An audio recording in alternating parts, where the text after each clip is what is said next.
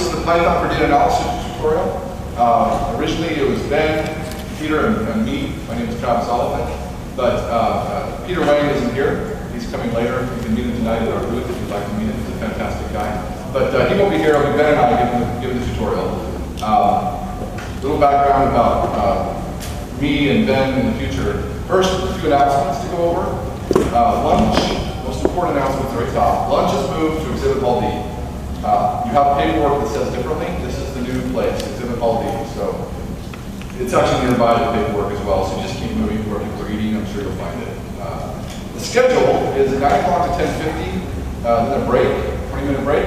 So you can all look around and hopefully we'll actually adhere to that break. But if we're not, just get up and leave, and then I'll realize that we're going over to stop. And then we'll start again at 11:10 and go to 12:20 and then lunch. There's a survey to fill out. Feel free to fill it out probably afterwards. Might be the best thing. There's just two links. One, the full link, and then another is a shorter URL. And just get a pencil paper, you're trying to write it down. And then these slides we made available as PDF in the same tutorial repository that I'm showing there. GitHub Continue My Own Tutorials. That's a public repository. You can clone it. Currently there isn't a PDF of the slides, but there will be after later on this afternoon.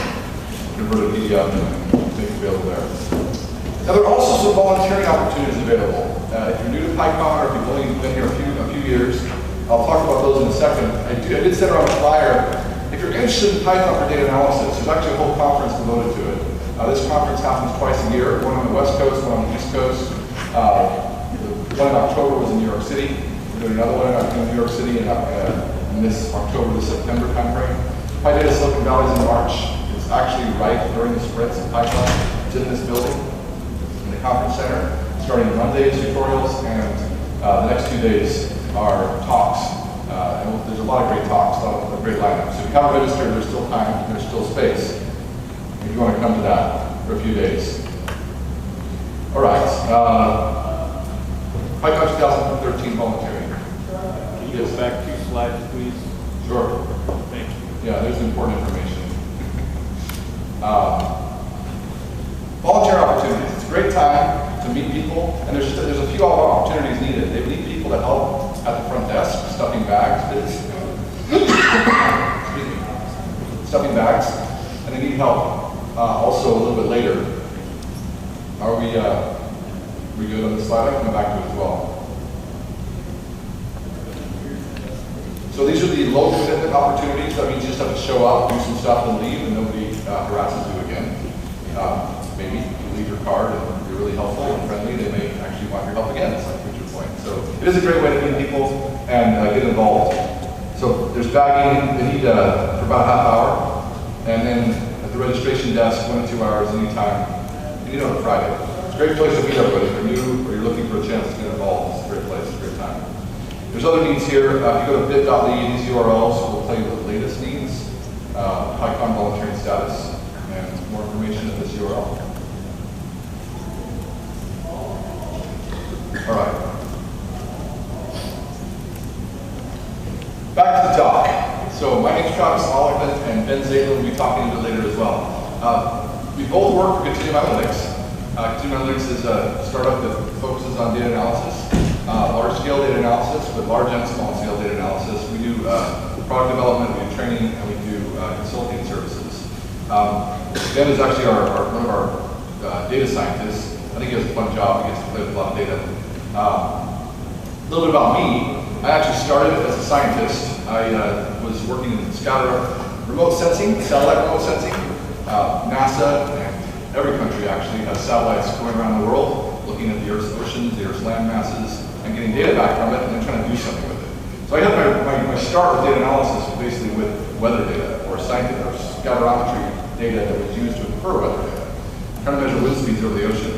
I've known for a long time kind of the complexities and difficulties involved in doing this. You make some pretty big images. These are from the BYU Merge Lab, where I got my start as a master's student in electrical engineering. But I ended up doing a lot of signal processing, statistical signal processing, probability theory, electromagnetics. These are the things I really love. PhD work, I went to medical imaging and started dealing with large-scale data sets in MRI, large-scale data sets with ultrasound, trying to make pictures of waves, trying to make pictures of anything actually, and then solving the inverse problems related. You have some data, you want to infer something, it's a big probabilistic question, and there's a lot of techniques people apply. Literature's huge, there's lots to do. That was a lot of fun, but that work in science led me eventually to Python, because I was looking for ways to do this at a high level, like many of you. I didn't really want to be spending my days chasing pointers and writing C++ classes and compiling. I wanted to be spending my days doing science, and so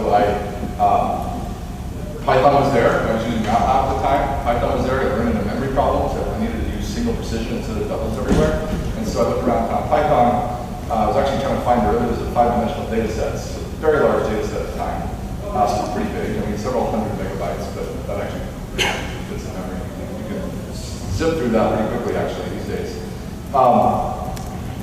So even though my science is at heart, all this work with Python ended up getting involved in numeric, ended up starting the SciPy project, ended up doing a lot of work, and we have a little history of that here, how I got involved with Python. I started using it back in 1997, 1998 on 1.4. This is a little history. Python came out 0.9.0 February 1991. There were some Christmas flurries around December of 1990, but then 0.9 came out, and then it sort of made progress pretty quickly. And I showed up 1.4, quickly went to 1.5.2. And a lot of time 1.5.2. And then the community I've really been associated with in Python has been the scientific computing community. You know, kind of a matrix object. There's a matrix sig where people said, hey, let's do a matrix object in Python. Python is a great language, it's easily extensible. Jim Fulton kind of had this initial one, and Jim Buchanan took that, and he was a grad student at MIT at the time, and he built numeric, kind of weekend project, I think. Extended into several months since then. And did a great job and put out numeric, and that's what I came to. I wouldn't have come to Python if numeric hadn't existed. Right? If numeric existed, I said, yeah, I can use this. The language is clean, I can build arrays, I can do numeric, I can do array-oriented computing. Started using it. Ended up pushing a lot of SciPy, then later the core of numeric needed improvement. And so NumArray was there, and then I ended up writing NumPy in about 2005, the very first beta version came out of NumPy, which is merging together numeric and NumArray. SciPy, though, was my first love, and that was sort of started in 1999. You look at my graduate work, I really didn't tell my wife about this, but we had 3 kids, and I'm sure she was hoping I would actually get a real job and not be bringing home $1,200 a month or less. But I was just really in love with Python, so I spent a year basically. I went back at one point, looked at all the email messages. This whole year I spent just basically writing SciPy packages that would go into eventually become SciPy. A lot of work, a lot of fun too, a lot of wrapping pretty much, a lot of integrating with existing Fortran and C code. A lot of just saying, okay, here's code that exists, how do I leverage it and make it accessible to the end user? So in 2001, we actually formally, with NThought, put together all the packages I put together, some stuff that Gary Peterson put together, a little bit of stuff with EricCAD, and we put it together into SciPy. And actually that's where the origins of SciPy. Fortunately now, the SciPy and NumPy efforts are a very large community effort. There's some really great people behind it, here's just a few of them. You know, if you go on GitHub, it's all on GitHub now. You can see the people that are posting, the people that are committing, and it's all very visible now, which is great. And a lot of great people making this happen. So, why do you want to use Python for data analysis? I mean, presently, how many people in the room are using Python currently sort of a day-to-day job? Probably most of you, right? Let me see, is there anybody here who sort of just started and trying to find out what's the big news about Python? Raise your hand if you're sort of really new to Python, kind of wondering what's going on. Kind of new, right? Kind of new. Maybe wondering what's going on is a little bit pious. I mean, just, you're sort of new, you've used other things in the past. What tools have you used in the past, actually? PXPAG. PXPAG? So some scripting tools, shell tools. What about for data analysis, anything? Okay. A lot of people use R, for example. A lot of people use MATLAB, SPSS, SAS. A lot of these tools are out there, MATLAB, IDL. Python can be used for all those things. You can use exactly the same way you use any of those tools for. Now, certain features will be very advanced in Python, and certain features that you might miss in another language or another toolkit might not be quite as far in Python. But it's actually a little fun Google experiment to try to see, hey, I want this feature, go see if there's a package out there. And more likely to find something. It might not be completely developed, but you'll find something. Somebody somewhere has tried kind of bringing this into the Python space. So down at the bottom is actually one of the key reasons Python for data analysis, because because it really does have critical mass. There's a huge number of people using it. It's really hard to estimate, but several million people are using Python. There's a lot of packages out there. I do emphasize pandas here. We're going to talk about pandas later. Pandas just makes it really easy. Some of the things that were a little hard before are now really easy with pandas. So it's getting a lot of popularity because it's a really nice user-facing library. Couple of things though, syntax matters. As I said before, I wanted to use a language that let me just do my work and not get in the way with, oh wait, I got to become a computer scientist and figure out what all these parentheses mean or figure out what all this functional isms and all this stuff means. So a lot of computer science languages are really nice from one perspective, but actually hard to use if you're only an occasional developer. If what you're doing is some other work and that's what's filling your head, and you want to just use the computer fairly simply, maybe in a simple functional style, maybe simple procedural style, it's going to be hard to do with other languages. Python makes that easy. It's often said that it gets out of your way, it fits your brain. There's been some talk around that. I think it really leverages your English language centers. I don't know if it fits your brain if your native language is Mandarin or English. I doubt it does. Might be an interesting study someday to see what language would fit your brain if somebody whose native character set is not Latin letters in English. Overloadable operators are critical. What that means is you can take A as any object, and you can A plus B, and you can do whatever you want. You can create whatever you want out of that. So that's a big deal. So there's not a bunch of method calls everywhere. Complex numbers built in early. This is one of my favorite ones. It's the reason I came to it. A lot of languages, they skim on complex numbers, saying, oh, that's just two floats, that's just two reals. We can always throw that in a structure. Yep, that's great, and everybody does their own little way. It's never part of the language, and there's no consistency. One of the key things about this critical mass is actually shared abstractions, people using the same concepts. You'll see that in Python's a big space. You'll see a lot of corners where, oh, we've got one group of people using Twisted, another group of people using GeoVent. There's lots of ways to do other kinds of things. And that kind of, it's really, really helpful when people have a common concept they talk about. So arrays, for example, NumPy arrays are a common concept people talk about. And if you use them, then everybody knows what you're talking about. Pandas data frames are the same way.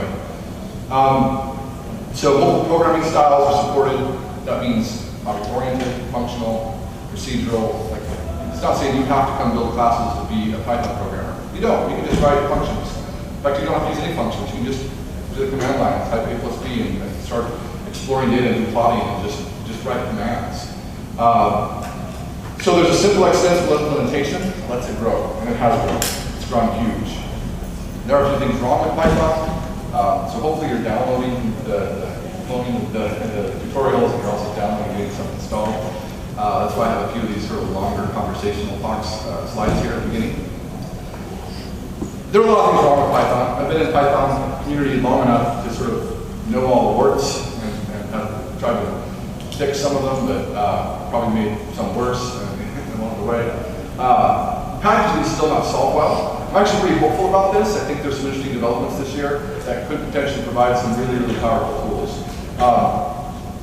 These are from the scientific community, computing community's perspective. This work also being done in Python PEPs about packaging. I don't think they're general enough. I don't think they're hitting our needs well enough. One of the problems with the scientific aspect is if you think of a project like SciPy, it's actually building Fortran libraries and linking them into Python. And so when you're distributing SciPy, you have to be distributing Fortran code and compiling Fortran code. So it's not enough just to be able to wrap up a few Python libraries and stick them somewhere. Like you have to have a make system, and you have to have a packaging system that understands binaries and shared libraries, and making sure you have different versions of those. All of those, so you really have to have kind of a little OS, a little mini operating system, packaging system. It's not enough. So it's still not solved well. Some of the tools have been put out there, don't cut it. Look at Conda, that's available now. Hashdist is coming down the pipe, and we're interested to see how that helps. I think it will help a lot of, particularly the build issues and repeatable building efforts that people are trying to do. Anonymous blocks are missing from the language. So that's everyone know what a lambda is? Who knows what a lambda is? Lambda is an anonymous function, right? You don't have to actually name it, you just type lambda, right? So I saw enough people who didn't know what that was, so.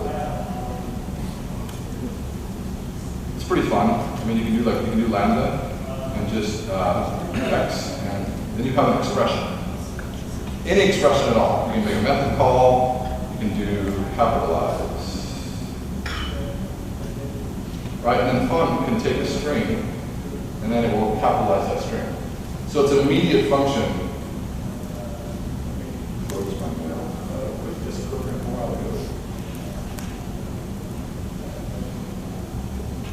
So that's an anonymous function. I didn't have to name it. It's exactly equivalent as if I had named my function.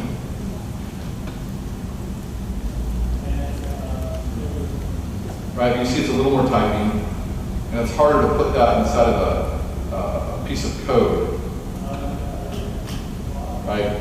So Guido kind of has this love-hate relationship with Lambda. It's like, well, it's just a function, you can just name it. And that's true, you can. I mean, everywhere you use a Lambda, you can also define a real function and hand off that function object. Lambdas are nice because there's a lot of times you don't really want to go through the burden of making a whole function. It's just a callback, it's just a simple expression. You want to just do that in line. It's kind of an inline function. Anonymous blocks are the same thing, but not just supporting expressions. It'd be supporting full statements. So that's not there. You'll hear that talked about sometimes. I think the CPython runtime needs a little bit of work. You know, the GIL, we talked about the GIL as well as actually global variables I think are more important. The fact you can embed CPython inside of itself because there's a lot of global variables thrown around everywhere can be more of a problem. I think the fact that there's not dynamic compilation support is, especially as I show you NumPy, and you start seeing what's possible. The fact that that's not built into Python becomes, well, why isn't that just built in? It should be. And it's true, it really should be. There's some details there about no approach to language extensions. They can't make macros very easily. And then, a little controversial, but I'm really not a big fan of how much emphasis is placed on Jython, IronPy, and PyPy. Those are great projects, they're really nice, but from a scientific computing user, and I'll show you just the huge, enormous set of tools that are available to send to the computing user for data analysis. None of those are available in those other runtimes. They're just not, they're not there. Because you have to rewrite them. The runtimes don't support the Python C API. This is much a part of the CPython runtime for a data analysis and analyst, for someone who's actually trying to use NumPy, SciPy, Matplotlib, scikit-learn. This bevy of packages that make Python so great for data analysis. So for the scientific computing user, all of those other tools, and I've spent time trying to port NumPy out of Python. I've spent time trying to understand how to make, how does PyPy work, and how can we make some of these tools available in those environments. And my perspective is they're a distraction. And they're great, they're a good research product, you can learn from them. There's occasional uses that you might make of them, but the majority of your work needs the full stack. And I think there could be more education about NumPy and array-orientedness. I still get surprised when people out there just using Python. They're doing things that are data analysis. They're doing, they're searching for strings. They're doing math, and they haven't used NumPy. They don't know what NumPy is. So that happens less and less, but it still happens. And they don't realize, oh, I'm kind of doing it wrong if I'm not using an array-oriented tool. All right. So what do I mean by array-oriented? I'll skip that one. Array-oriented means thinking about your problem at a vectorized level, at a high level. Right? And you'll see us talk, and you look at pandas, look at NumPy. It's instead of thinking about all these little scalars, it's thinking about a big array at a time and doing something on that array altogether. And it changes the way you approach certain problems. Here's the classic Fibonacci example. You see it in a lot of CS courses. They say, here's the Fibonacci numbers. I want to write a program that generates these numbers. Okay?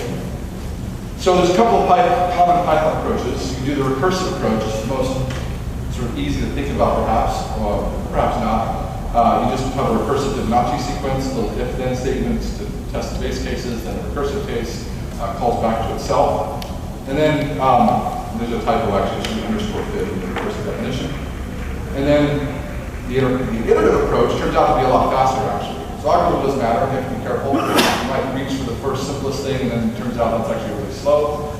Do something a little better and it's actually a lot faster. So this grows exponentially. While here we're storing the result all the way along, so that it stays linear in growth. But here's two approaches you may not have thought of, and I've never seen discussed at a computer science discussion course. Here, how do I do Fibonacci numbers? Let's look at the formula approach. If you're a NumPy user and you recognize the Fibonacci sequence, it has a stable solution. It actually is it's a difference equation, and so there's a solution to that difference equation. You can find it by finding the roots of this polynomial. Then you can use NumPy and grab the roots, find those roots, have an expression for the Fibonacci sequence, and just generate the Fibonacci number you can just generate. Right, so that's kind of thinking about the problem as a whole and just generating all of them in one go. Notice here that I'm building an A range, I'm building a bunch of an array of integers, and then I'm using that array in a math expression. So this is a scalar raised to the power of an array. What's going on then? It's doing element by element calculations. Taking that formula and applying it for every element of that n. So I come out with another array. which is all the Fibonacci numbers.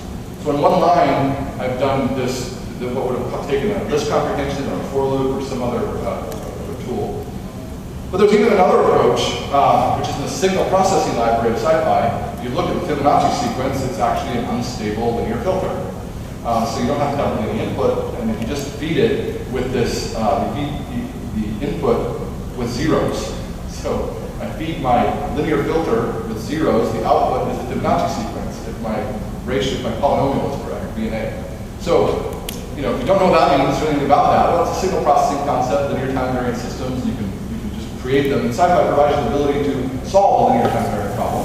You can define one, feed it an input, and get the output. And that's a way to generate Fibonacci numbers as well. These are array-oriented approaches. This is what I mean by array-oriented approaches to problem solving. And if you look at it, actually, there's the iterative Python, not the exponentially growing recursive version, but there's the iterative Python. You can see that the formulaic version, using just the root expression, is I guess faster. The fastest version is actually just use SciPy's L filter. Now there's some, there's other issues besides speed. I mean, the SciPy L filter version blows up if your numbers get too big because they stop fitting in double space. And the Python version, because it's handling long integers, will keep going. Right, so that's one nice feature about the Python version. So, you need to just add this to your bag of tricks in order to get the speed you want, typically, for array-oriented computing. All right, so we're going to talk about today a lot of tools that make it possible. So we're not going to do justice to all of them. We're going to give you a sampling of a lot of them. So to sort of be get your feet wet, get your taste buds wetted for diving deeper into some of these other tools. We'll talk about NumPy. We'll talk a little tiny bit about SciPy, just enough to help you understand what it is and what's there. Then we'll talk about pandas. We'll talk about actually parallel processing. We won't have time to cover IPython parallel in great detail. We'll mention its existence. I'm really excited about it. It's a great project. We'll talk about Disco and Hadoop and how you use MapReduce jobs in a cluster to do data analysis and how you can fit Python into that. And then we'll talk about scikit-learn and the decisioning thing. And we'll have several examples that show this. To begin with, though, we have to get that sound foundation on what NumPy arrays are and how they help. You saw a little bit of an example of that. I mean, the very basic NumPy array is, there's a couple of commands. I'm on an IPython shell here, and if you type Pylab, or at least just start, if you just start an IPython session, you can type %Pylab if you forgot to do that on the command line when you started it. And that'll import a bunch of things from NumPy, like linspace. Like linspace generates numbers from -1 to 1, 100 numbers, and I get all these numbers. And then I can do things like just simple math on those numbers. Well, first of all, there's methods. I can calculate the sum, I can calculate the standard deviation, calculate the mean. Then I can also do math. I can compute the sign on all those numbers, and I can plot them. It's usually when you're doing data analysis, it's not enough just to look at the numbers text. You typically want some visualization of the results. So plotting is very important, and for when you're dealing with large sets of data. So this is using Matplotlib to do the plotting. And I'm using IPython, which is interactive Python in the shell. It's an improvement over the standard interactive Python shell. And we'll also be showing the IPython notebook here, which is a newer way to kind of interact through the browser with Python. But for quick things, I still like to use the shell. Still old school with that. So NumPy presents you two things, basically. One is this array object. And it's an array object that's the foundation of every other project we're talking about. It's the foundation of pandas, it's the foundation of scikit-learn, it's the foundation of SciPy. It's used by all these tools so they can interoperate. That's one of the great things. More than that, NumPy actually defines an array interface. So they can even interoperate if they don't have exactly the same object underneath the covers. So there's a lot of pretty good architecture, pretty good architecture underneath. What the array object provides you is this container of heterogeneous type data, right? So rather than being, the difference between a Python list and an NumPy array is basically the amount of memory it takes and how rapidly you can access the elements. So I can also build an array.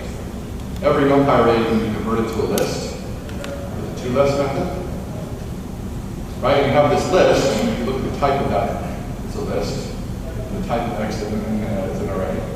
Sometimes it's easy to confuse those two. And lists can go into NumPy functions and work just fine, and we'll just interpret them as arrays. But sometimes lists don't work the same. I can't add numbers. I can't do x plus 1, I can do x plus 1. I can't do x list plus 1. Right? It's a way I can't do that. X plus 1 adds 1 to every element of the array. X list plus 1 wants to concatenate the two together. So it has a different experience. A list is a container. It's a very nice container. You can put NumPy arrays in this. But it's not this map, this sort of raw container to do math with. NumPy array is that raw map container. You can actually have quite complicated structures in there as well, we'll see. The other thing NumPy provides is fast math. The container by itself would be useless if you couldn't do anything with it. But it provides these functions that let you do rapid, we did the sign function there, we've got statistics that you can apply. There's just all kinds of math you can do really quickly. And there's some concepts such as vectorization, broadcast, and aggregation. We won't have time to cover those concepts in great detail. I'll just give you a touch of what these are about. Help you understand that those are really at the foundation of any of the data analysis that's done in NumPy. This diagram kind of helps a little bit to understand NumPy arrays. You basically have, this is the data shown in the NP array. All those are just bytes in memory. It's basically an NumPy array is a decoration around memory. You have a bunch of array and a bunch of memory, and you just decorate it with the header that tells you what the data type is of each element, and then how to interpret those bytes of memory in this as a shape. Instead of just a linear memory block, it's a 10 by 10 by 4 three-dimensional array of floats. So that's all an NumPy array is. Because it's that simple, it can be applied to and be handed off to Fortran algorithms, to C algorithms, to other people who kind of understand how to deal with a block of memory or a block of floats. That underlies a lot of the power and the speed of how you get speed out of NumPy arrays. There's broad type support. That's another important feature of NumPy. You have this all the primitives you see basically. You have unsigned, signed integers, floats, doubles, halves now. You can have dates and times in the latest versions of NumPy. You just do a lot with types.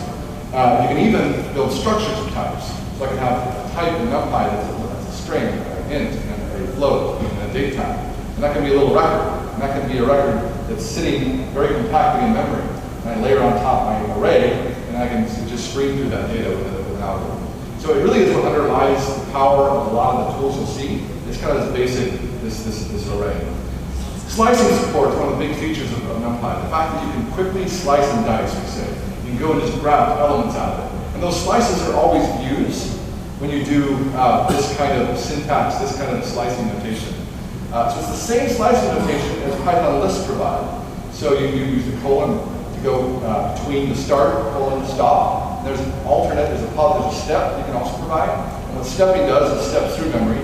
And if you look at this color coding, so A:1 will give you the 1 column. It's zero-based indexing, so the 1 column is actually the second ordinal over. Well, I like to say things like the 1 column and 0 column, or to not confuse those issues. So you have that 1 column in orange. It's an easy way to just slice out that piece. It's a view, and so it doesn't copy the data, it just gives you a view onto that, and then you can do further processing from there. The red one is interesting because it takes every other one in rows, and every third in columns. You end up with this very scattered data set. Also returns a view, which is a little bit more complicated under the covers. It's what's called a discontiguous array, or a stratted array. If your algorithm can deal with that, and then you don't have to make a copy. If your algorithm can't, it needs all the data together, then you make a copy and pull it together in another temporary scratch buffer before you hand it off to the algorithm. And that's essentially how things work under the covers, all over the place. Okay. The other important concept that you'll see all the time in NumPy is this idea of an axis. So there's a lot of methods. So this idea of reduction. You'll see a sum, you'll see a prod, you'll see a mean, you'll see, you can actually do that for any, for all. There's lots of ways you want to take and apply an operation along a lot of elements. And so the way that happens in NumPy is this axis keyword, and it always means the same thing. So you can either give it a dimension that you're reducing along, or you can give it none. If you give it none, that means it's going to reduce along all the elements in the array entirely. With this zigzag pattern, basically. So if you're dealing with 1D arrays, it doesn't matter, it's all the same, right? All of these are exactly equivalent. But if you're dealing with 2D arrays, then that's when it gets a little interesting. If I have a 2D array, let me say NumPy random. I guess random is probably work already. And you can follow along. One of the things I learned to do is professor as I was going to the blackboard, not because my typing, my writing was very good, because it slowed me down. And I had to catch up what I was doing. So a lot of times I'll do that here. I'll just start typing the keyboard, mostly to give you a chance. Also type the keyboard, try some things out, and see, and then raise some questions. Hopefully get yourself thinking about the questions you want to ask. So this is the 2D array. You see how it prints and gives these dot, dot, dots so you don't fill this display and your numbers get really big. There's a few attributes to the NumPy array that are interesting. I can see the number of bytes. It's 80,000 bytes. I can see the data type. You can see that it's float 64. That's a very common default data type. A lot of arrays have them. The shape I showed you is 100 by 100. Those are kind of the most important n dimensions. It's 2 dimensions. But now, let's say I want to take the sum of those arrays, that array. If I just say sum, no argument. It's the same as saying axis equals none. Those are equivalent. And it just sums all the numbers in the array, give me one value now. I can actually change this a bit so it makes a little more sense. Now what happens if I want to sum the columns, right? So it gets a little confusing in 2D. In 3D and 4D, it actually makes a lot more sense. In 2D, because you're thinking of rows, columns, which is which. So I like to say you're summing along a dimension, or you're getting rid of a dimension. The axis tells you what dimension you're getting rid of, so you're left with something. And if I want to get rid of the first dimension to be left with 50 numbers, so a sum for every column, in this case, x.shape is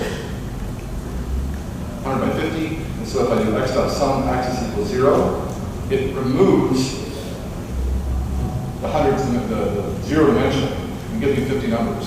Essentially, constructing those sums across each down the 0th dimension, across the rows, basically. Just like that diagram I was showing. Right? X equals 0 sums that way, x equals 1 sums the other way. This works in as many dimensions as you want to define. NumPy arrays can be arbitrary dimensions. Caveat, there's a compile time constant, section 35, I think, presently. If you want to recompile NumPy to more than that, you can. 35 is a lot. I actually haven't seen, I don't know, how many have you seen, Rondo? 7? Anything, I think it used to be 11. 11. It used to be 11. I mean, 2 to the 11 is already going to be a big number. That's a 2 by 2 by 2 by 2 by 2 or That's right. hypercube, right? That's right. So the 35, even as the smallest non-trivial dimension, you're already swamping 32-bit memory. That's right. That's right. I think it used to be 11. I didn't even know it had been cranked up to 35 because I think it does make sense. Yeah, so it's most of the time I see people with 7. It's about the most I've seen, maybe 5. So 2, 3 is very common. So if I do x equals 1, then the shape is 100 because I've gotten rid of the 1 dimension. Because that's an important concept. If you get that, you'll understand a lot of reductions in Python, a lot of reductions in NumPy. And it shows up everywhere. It shows up in all the standard deviations. It shows up in all the, if I look at the standard deviation, it has the same axis keyword. Got it? Yeah. Because of this conversation, you may want to clarify, because I've had this asked many times, the difference between the limit is on the number of dimensions, not the size of any given dimension. Oh yes, that's right, yeah. Make sure to clarify, it's easy when you get started. The limit of 35 is actually on the number of dimensions. I can have a 35-dimensional object. It's not the limit on the size of each dimension. The size of each dimension is only limited by your memory. Or if you're memory mapping to a disk, it's only limited by your disk space. So the size can be, well, I guess it's limited to 64-bit integer. So it's limited there. That's different. Yeah, question? The square bracket operator you talked about on a slide ago, is that part of Python language or that's part of NumPy? Yeah, good question. The question is the square bracket operator part of Python language or part of NumPy? So it's actually part of the Python language. That square bracket operator is one of the reasons why NumPy is possible and easy to use. It's because the language provides the syntactic support, and it's overloaded by NumPy. So if I build a list, before I have my next list object, it also has this square bracket operation. In fact, it also has slicing operations that are very, very similar to NumPy's slicing operations. Identical, really. Except NumPy's slicing operations extend into 2 dimensions, right? Lists are 1-dimensional containers. NumPy arrays are 2, 3, 4-dimensional containers, and so I can do slicing like this. I put a comma. It's really support for that made Python interesting. The fact that you have this support. And really under the covers, this is just a syntactic sugar for a tuple where you can't do slicing like that. You have to do the full. It's syntactic sugar for this. right? But I'm really glad I don't have to type that. Right, this is what I mean by, the syntax matters, and okay, it's all supported, you just have to build this big object construction, that's great, and if I write a library code, maybe I'll do that. But that's hard to read, and I don't know what that means. Whereas this makes sense, and you can pass that output in your code and understand it later when you come back to it.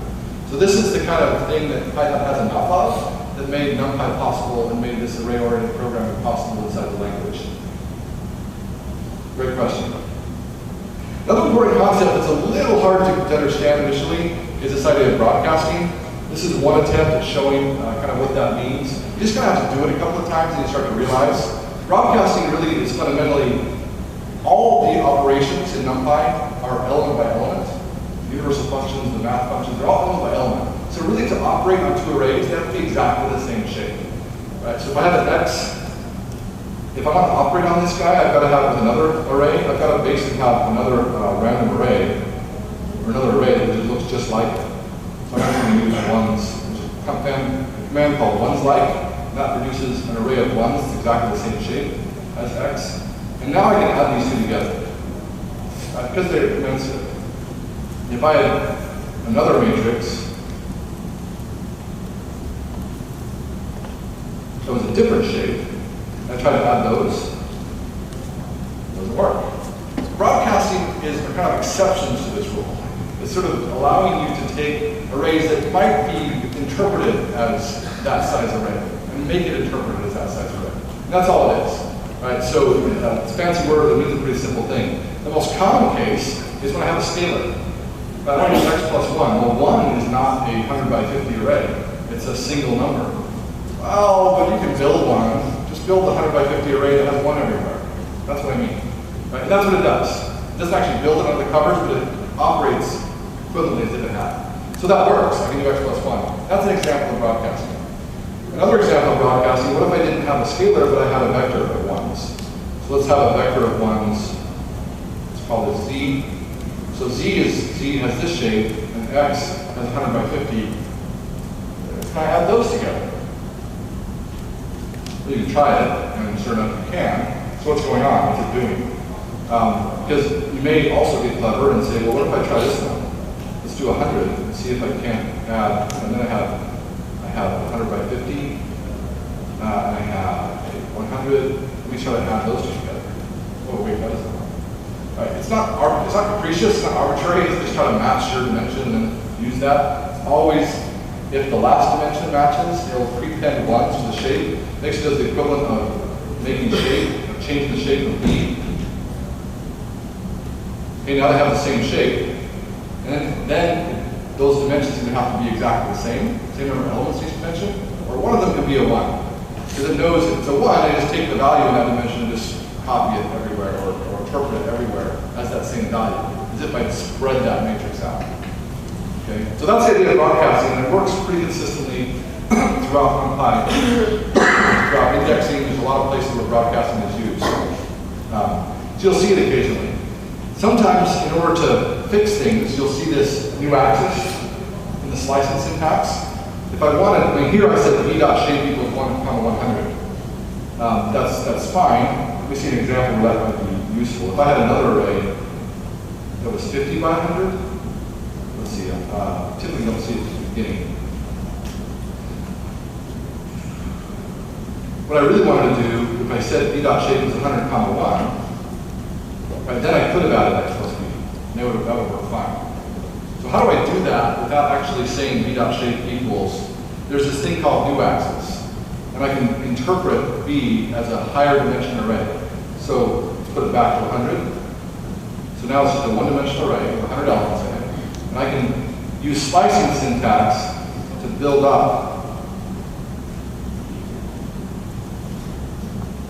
that higher dimensional array that I'm not going to use. I'm just going to create it and then throw it away.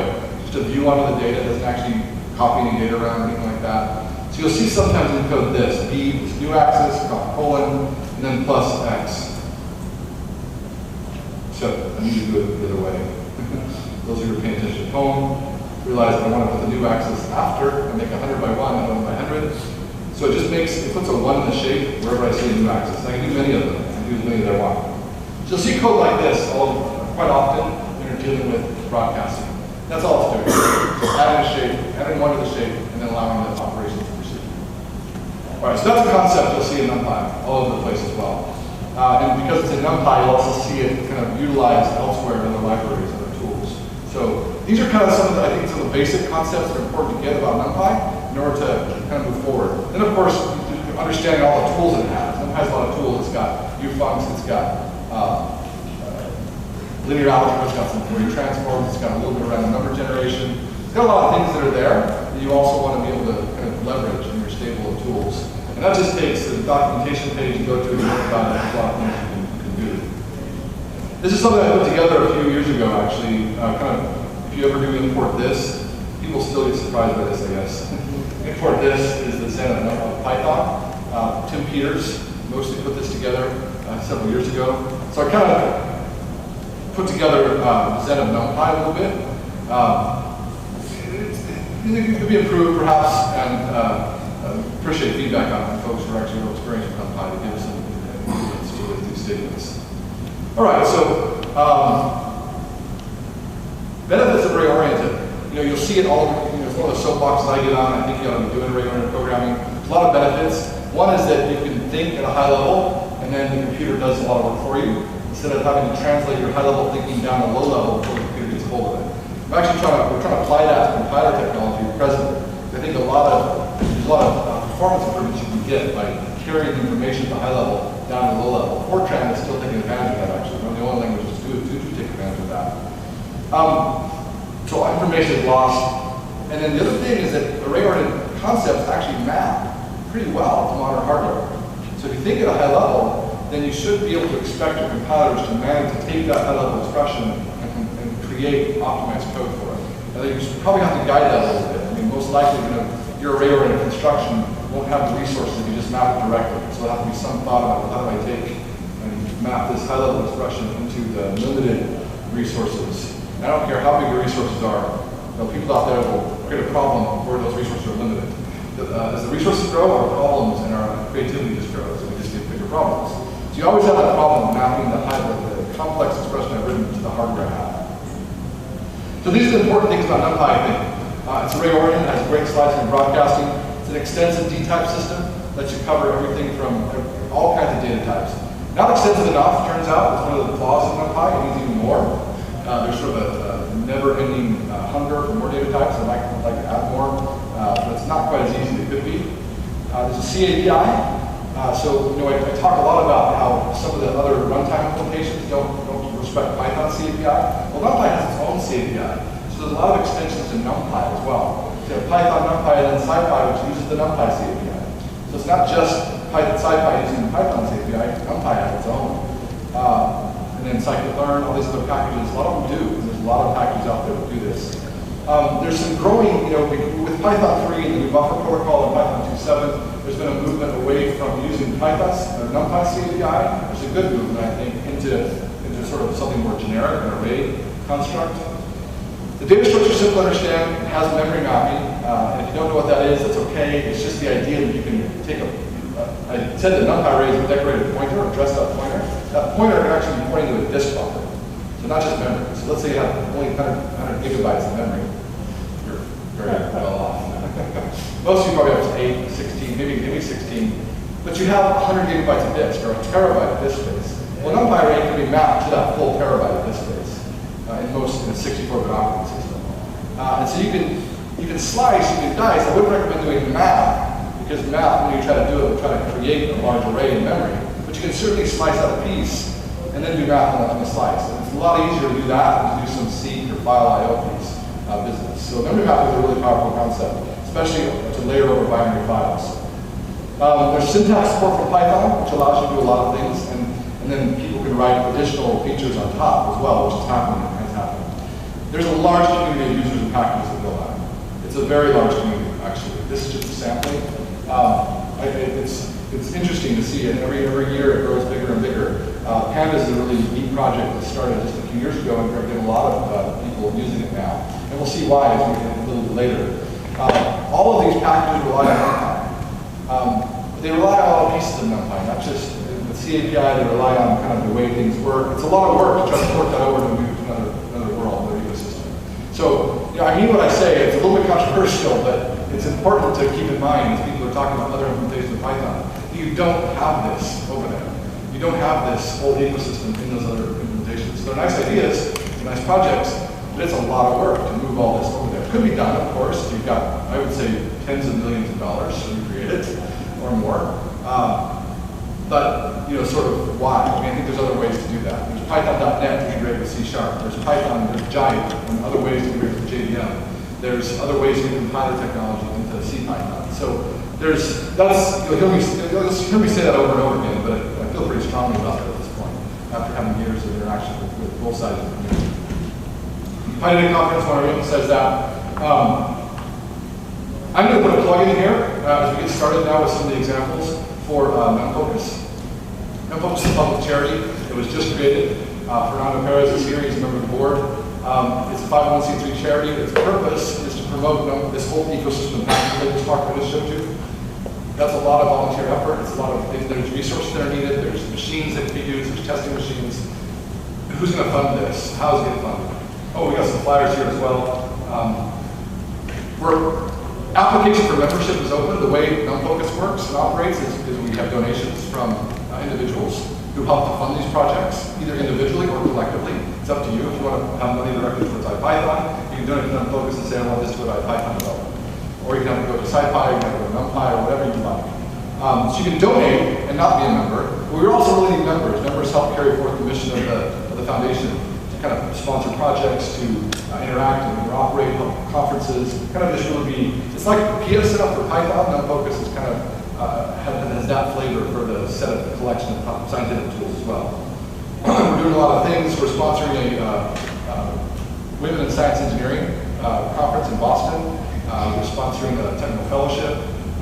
There's a lot of things. We're just starting though. It's just getting started. The directors are listed. But it's time to apply. It's apply now to become a member of the foundation and really put your support, either financial or time, into helping us grow this community, this library of tools.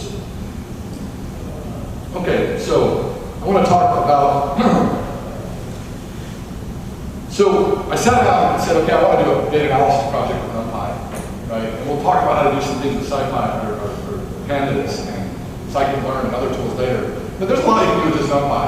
Just take NumPy, read some data in, and try to manage it. And it's an interesting exercise because along the way, you basically see all the problems that show up in data analysis and try to tackle something like this. So inside the repository, I'm going to bring this up. This is the code I ended up with. There is it's in NumPy examples. There's this all sites directory. There's a whole bunch of text files in there. This is NOAA data basically of temperatures measured at different sites around the world across from 1995 to 2013 basically. So what is that? 20 years, some odd. So if I look at one of these arrays, I want to look at one of these data sets. It's a text array. You can see basically it's got a month, a day, a year, and then a temperature value. I mean, it's obviously some weather station at that city. So the goal was, okay, I want to roll all of these in to an NumPy array. So I have dates in the rows and the location in the columns. Okay, and read all that. Sounds simple, right? And sure, it is very simple, straightforward. First thing you might notice if you just do a WC on this list of text files is they actually have different rows here. Some are 6635, some are 6634, some are 3427. So obviously they're not exactly the same set of dates. They're mostly the same set of dates, but not all exactly the same set of dates. And as you start to get into it, you realize there's actually more problems as well. So the very first thing you do, you want to read this in. Let's set some things up. I import glob because that's how I'm going to read all the files. Glob, they give me that list of the files in that directory. Date time, because there's some dates and times I want to be able to access them as date time objects. OS.path, I'm going to do manipulation of data paths.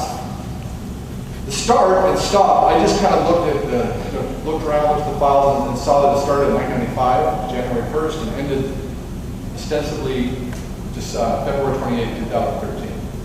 So I put the stop as one above that. So then I can make an range of dates using the arange command in NumPy. And if I arange, put the start date, stop date, make the d type the date type. Date type 64 bracket d means give me a date time object, you store it as an integer, a 64-bit int, but interpret that 64-bit int in dates. Right? So everything that shows and plots will be like that. So let's just run this segment of code.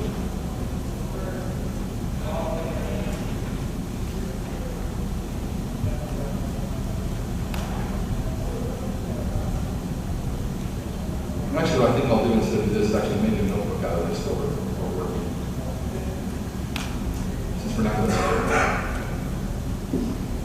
no, I think it'll actually be helpful. I like both. It'll be helpful because I'm going to just cut and paste a lot, and then done the whole show. It's actually a perfect example of the reason for it. I like both too. You guys have it running already.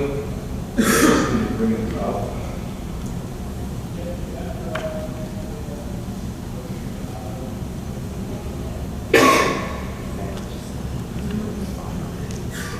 So to run the notebook, you say IPython notebook, and in a directory where there's notebook files. So that'll start a server and then open a web page that's pointing to that server, and it'll give you that list of notebook files you have. If you haven't had time to see one of the tutorials on this. Now I want to actually make a new notebook. It's over here. And I'll save this NumPy analysis. Temperature analysis. Okay, and then I'll be cutting and pasting into these blocks instead. All right, so here's my starting code. I'm also going to do pilot in line, so I can just apply it if I want to. And then this code kind of sets up some beginnings. So look at files. It's empty. Did your dates There's my pass? directory. I'm in a different directory.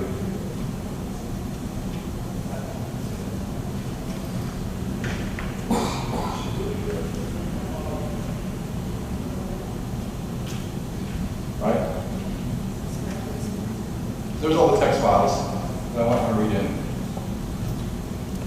Your names. The names I'm just splitting out, just grabbing the name of the file, getting rid of the extension, getting rid of the base path. So I'm using base name to get the base extension, then using split x to get rid of the extension. Various ways to do that, but this is sort of generic, and then the extension can do whatever, it still works.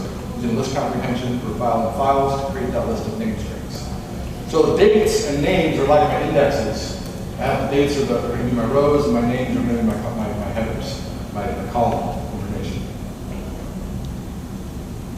Okay, so then I'm going to create an empty array.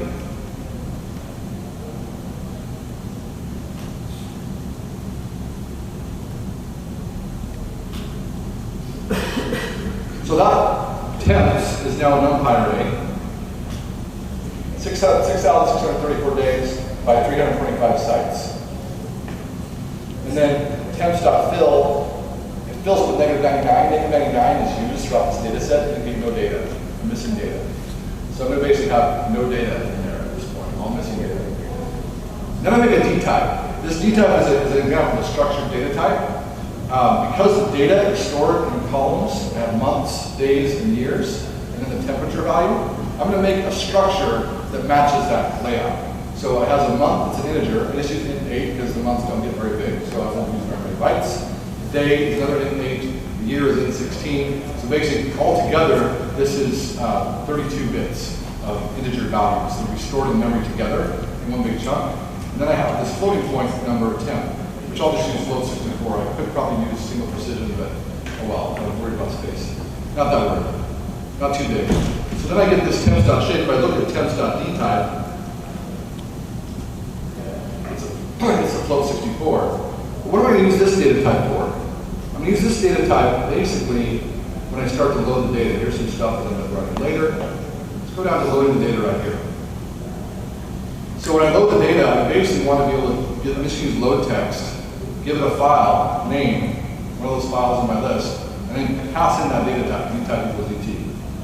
So doing that, load text, give it the name of the file, pass in this data type, that I just constructed. And now load text will actually build me an array.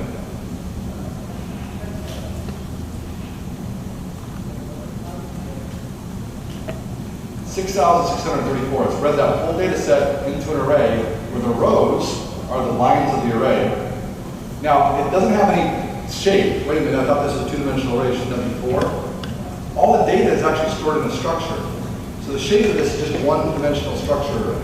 It's called a structured array. If I look at the D type, you'll see it. Every row actually has a month, day, year, and temperature. And so I can grab these pieces by using indexing by using strings. So there's the month data. And the year and the day can be grasped as well. There's all the years for that file. And here's all the days of that file. Okay? So I can grab all of that pretty quickly. Then I can manipulate it, do things with it. Now the real temperature data I'm after is here in 10. You can see there's some missing data here. It's not all complete. All right? So that's one of the things that underlies number arrays. You can put all this in a structured array, and you've got it all sitting there in memory. And you can do things pretty quickly with it as well. I can find all the rows. Let's see all the Januaries. Right? I can find where all the months are 1, and I can pull those out of the data, basically. All right, so this is an example of something called advanced indexing or mask-based indexing. That expression data month equals 1 gives me a mask of trues and falses, and then that mask is fed to the indexing operator to just select out the pieces of that data set where that's true. All right, so I end up with, in January, 589 days of January in that data set. Then I can do something like just find the mean value in January of the temperature. Mean doesn't work on the whole structure. So there's January is actually a structure array, gives me the days and the temperature. I just pull out the temperature, I can now find the mean of that temperature. So there's the temperature, mean value of mean temperature in January for this site, this location, which is AB Tirana. I'm not sure where that is actually. Let me know. Bonus points if you figure out where AB Tirana is. All right, so that's the basic idea of the data structure I'm building with these data. Sounds fine, but there's some problems with as you start to read some of these data. You'll see as you try to load it in that some of the data actually has duplicate days. Right? It's not all. There's some days that are repeated for some reason. You know, it's human data put together and they have the same data. Sometimes you'll have skip days. So you won't have really a contiguous array of days. Like it'll be loaded, it'll be here, it'll be here, it'll be here, then it'll be gone. I mean, one approach is to go line by line through this data set each time and find the location where it fits and stick it in that location. Right? And just make a loop and do that. Line by line. That's going to take a long time. It's going to take a little slower. I'd like to see how I can just copy whole chunks of time in there. What I really would like to do is just take all the data at once and shove it into all the data from a particular file and shove it in a particular column of my large array that's storing all the dates for all the places. Right? That's what I wanted to do. I want to be able to do. You can see this here in my sort of wish for code down here. I want this to work, right? All the data sets. I want to be able to just go into my temps directory, a start value, a stop value, comma I, and just feed it data and temperature.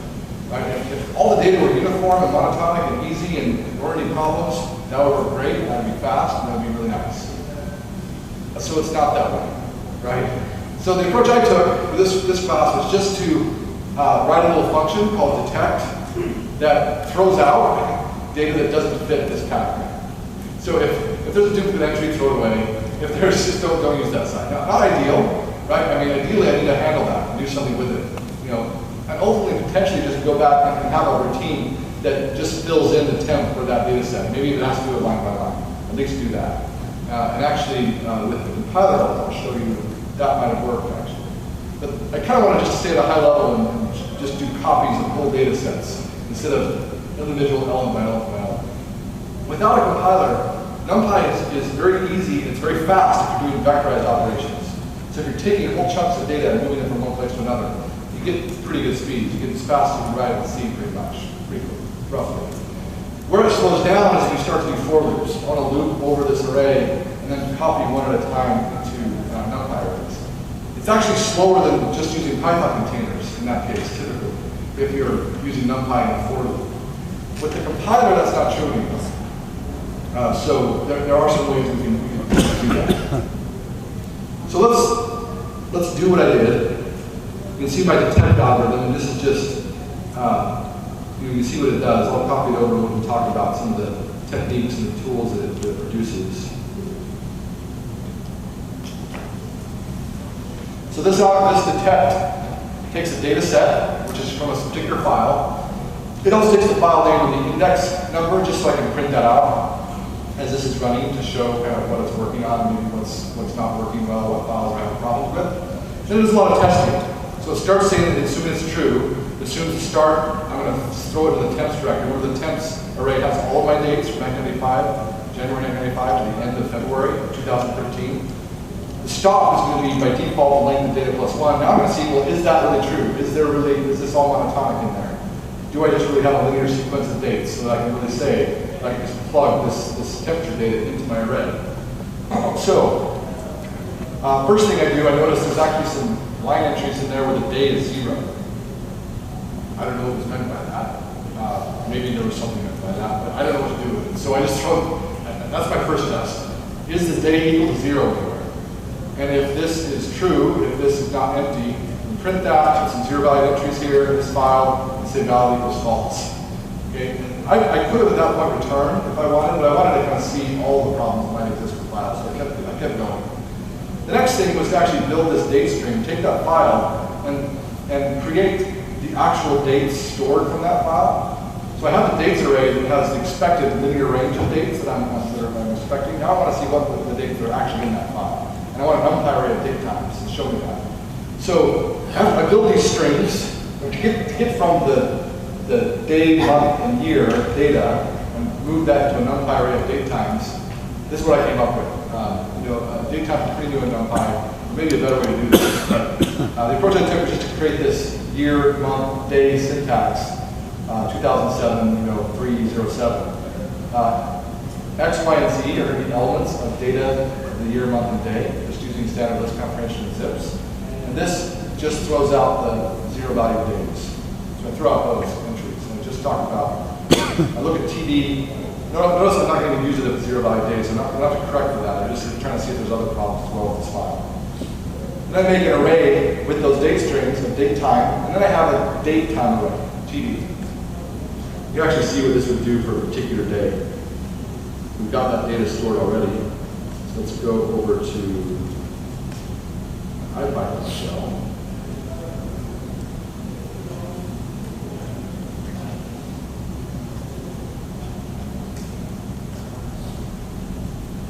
Just use NumPy examples directory.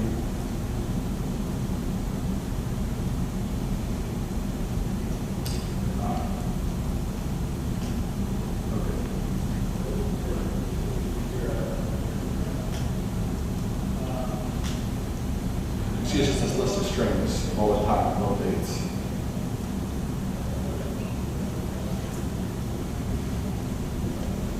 And I can take that list of strings and make an array out of it.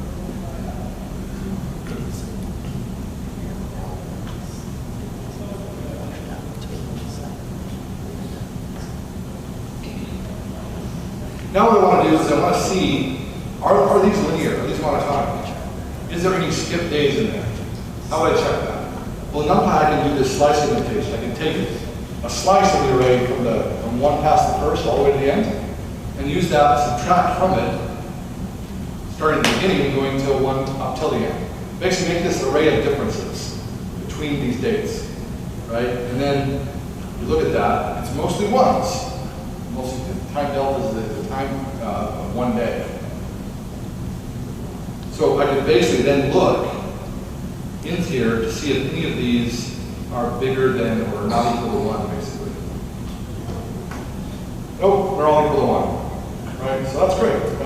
monotonically increasing instead of dates. Perfect. But you'll see for some of the files, it's not the case.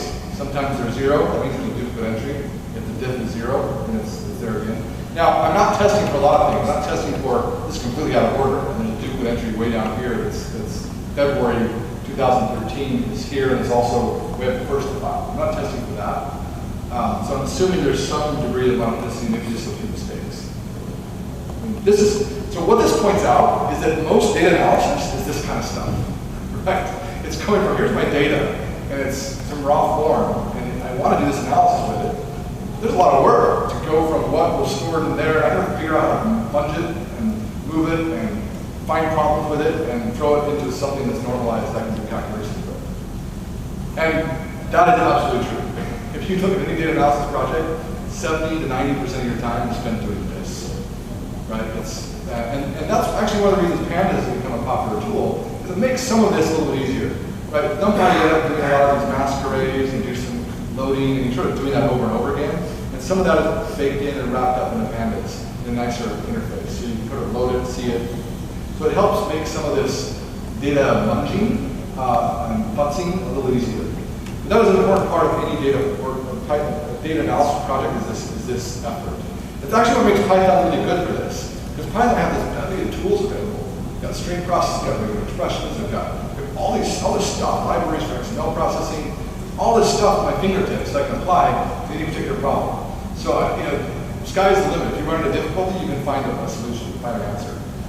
So to get good at Python data analysis, it does take a bit of knowing some of the important tools. I think knowing NumPy is really helpful, understanding strings, dictionaries, understanding pandas these days is very, very helpful. So it's kind of becoming aware of your toolbox and then starting to use it in interesting ways to try to find problems, fix them, build workflows, and do it quickly, little scripts, and then you can modify it, somebody else can modify it. It's not this complicated workflow, it's not a big build process to get it. So, I mean, this exercise really illustrates, I think, because you see a very simple problem, and then it turns into this lots of code, right? And a lot of the code is essentially just trying to clean the data out, and trying to figure out what to do with it. All right, I wanted to point out this because I think it's interesting to deal with these date times and do this kind of diff and try to see monotonicity this way. That's why I've seen a lot particularly. So it does that test. You'll see that later actually here where it does the diff, and it checks to see if any of these are make sure these are all 0. Or it actually does two different tests. First finds if they're 0, and then finds if they're bigger than 0, and calls those skip dates and duplicate entries. Separately. This just says, okay, the next thing I need to do is make sure my dates that are listed in the file match the dates I'm expecting. So the dates, remember that dates list is the list, the index essentially for my rows in my NumPy array that I'm stored in temperature. I want to make sure that index is the same as what I read from the file. If it's not the same, so basically here I'm just doing a comparison, an element comparison of these arrays, and if any of them don't match, I'm printing the dates don't match. And then I'm doing a little bit of the search sorted is interesting. Basically, I'm taking the first element of the start of my date and the last part of my date, and since dates is a sorted entry, search sorted is a binary search, and it finds where would that date go in that sorted list. So search sorted is a sort of a powerhouse tool in NumPy for any, and it's how indexing is done in NumPy basically. Indexing is done in NumPy by you sort the list and you search sorted to do a binary search. Right? So that's, you can build an index that way. It's a little awkward to do that for indexes. That's one thing that Pandas does a nice job of wrap that into a nicer index kind of command and notion. But the foundations are sort of there. You just have to do a little more work. Except more lines of code. All right, so this does some tests and then it returns. That's where it finds start and stop, basically. Because some of those smaller arrays they have a different entry start date and a different end date. I just want to insert that into the right place and keep the rest of it missing in my original code. All right, so that's the detect out. That's the detect function. It detects a bunch of problems, and then it basically returns. Now, how did I develop the detect function? Illustrates an important point of Python data analysis as well. Did a lot of iteration. Right? I wrote it, tested it, saw that I was catching everything, wrote some more, tested more, and that's also a very common pattern. And that's why Python is very useful because it lets you do that. Iteratively, I can test some stuff out, try it out, get a result, and improve what I'm doing. That's an important concept, easily missed. You don't know what you're doing, like most of the time when you're starting a program. It's not like you sit down and go, this vision of what I want to write kind of emerges and you just code. Right? The real work is actually figuring out, here's my problem, how do I translate that into what I want the computer to do? And there's a lot of iteration in that process. And so cycle time, how quickly can I go from this idea to getting it working in code, is critical for productivity. And Python improves that cycle time. That's fundamentally one of its biggest powers. It helps you quickly iterate, get solutions, get more quickly, and then get production code, in fact, that works with your tools. Other tools also help you iterate. DSLs like MATLAB and R also help you iterate quickly.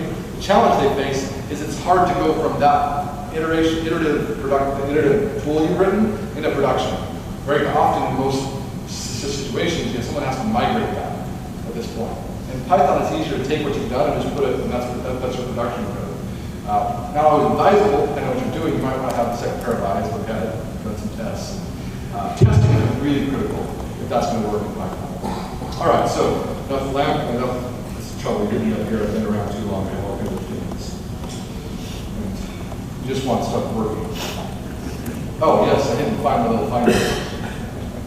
The last thing I did is I wanted to invalidate too many missing data sets. Because at the very end, I'm going to basically interpolate the missing data. I'm going to go through and wherever I see the -99, I'm going to fill it in. But I kind of want to limit that. I don't want there to be 100 missing data points and try to interpolate that. I just want to throw out that whole place. So there's that many. Again, just sort of for ease. So that I limit it to some number, in this case 5. But I didn't find it. I'm going to find how many, I want to write an algorithm that sort of searches and finds length. If there's a length longer than 5, throw this out. Otherwise, it's fine. If there's 100 missing data points and they're not all together, that's okay. It's blocks that are missing, and I can't do any interpolation. I don't know what to do there. That's what I want to find and throw away. I didn't know how to do that, quickly with NumPy. Maybe there is actually. I don't know. It'd be a good test example. But I could write a loop to do that. It's going to be slow, but I have to compile it. It's called NumPy, and I can compile that quickly. And so I just built a little number function to do it. So I need to add that in. Let's see. I have to go above this. Insert cell above. Is there a keystroke in there? Control N, above, and Control N, E, below. So what about deleting stuff? Control N, D. Control D. Awesome. Great. It's still a new menu. The help menu has all the key bindings. Click on the help menu, it'll pop up key bindings. I would have expected nothing less. But it's surprising how often I've actually looked at that, right? Thanks. All right, so this is my find-in algorithm.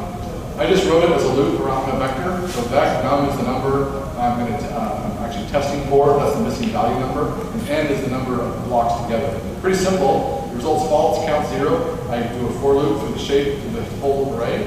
And then if it's equal to the number, increase the count. If it's not, reset the count to 0. And then check if the count's bigger than or equal to n, then the result's true and break.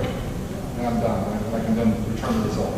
So that tells me, do I have this row? Easy to write, but difficult to do in Python. That's line check. Difficult to do in NumPy arrays. Numba is a compiler. You stick AutoJIT, it sits there and watches how it's called, and when it gets called with different types, it compiles it at that moment. Not a JIT, it's not a tracing JIT, it doesn't try to run it and see what the hotspots are, it will compile it. Every time you call it, a different set of types, it will make a new compilation. So the first time I call this, it will compile to machine code and be as if I'd written C functions. Yes? Is that a normal Python decorator? No, it is a normal Python decorator, but it came from a project called Numba. So from Numba, it's more AutoJIT. Right? But it is just acts just like a normal Python decorator, and then the function can be called, and it's a compiled machine code function. It works with typed containers, like an NumPy array. Right? That's how it gets the speed, it knows all the types, and so it can just be as fast as if you'd written this in C. So with that, I can add that to my detect algorithm. All right, now I can do this. And I have defined kept. So what I'm going to do is I'm going to keep track of this. So if I keep it, I'm going to keep track of the indexes I keep, so that I can slice out just that section of my tensor later. All right, so that should go. All right, so you can see some problems showing up. My dates don't map to the missing data, blah, blah, blah. It goes on for a while, actually.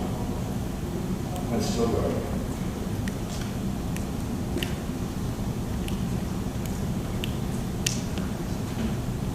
All right, so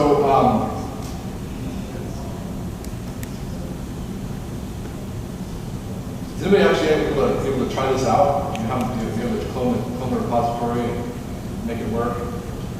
This is where, in order to make you gotta have Numba installed in order to make find-then work. But it illustrates one of the advantages, and the reason I'm really so excited about Numba is I've wanted it for a long time. There's so often you want the ability to write this little loop and do something quick like that, right? Oh, now it's really slow. I gotta write C code, or maybe I'll have something else. But now all of a sudden, I don't have to do that anymore. I can just write Python code and then put a decorator on it. It's just as fast. Like that.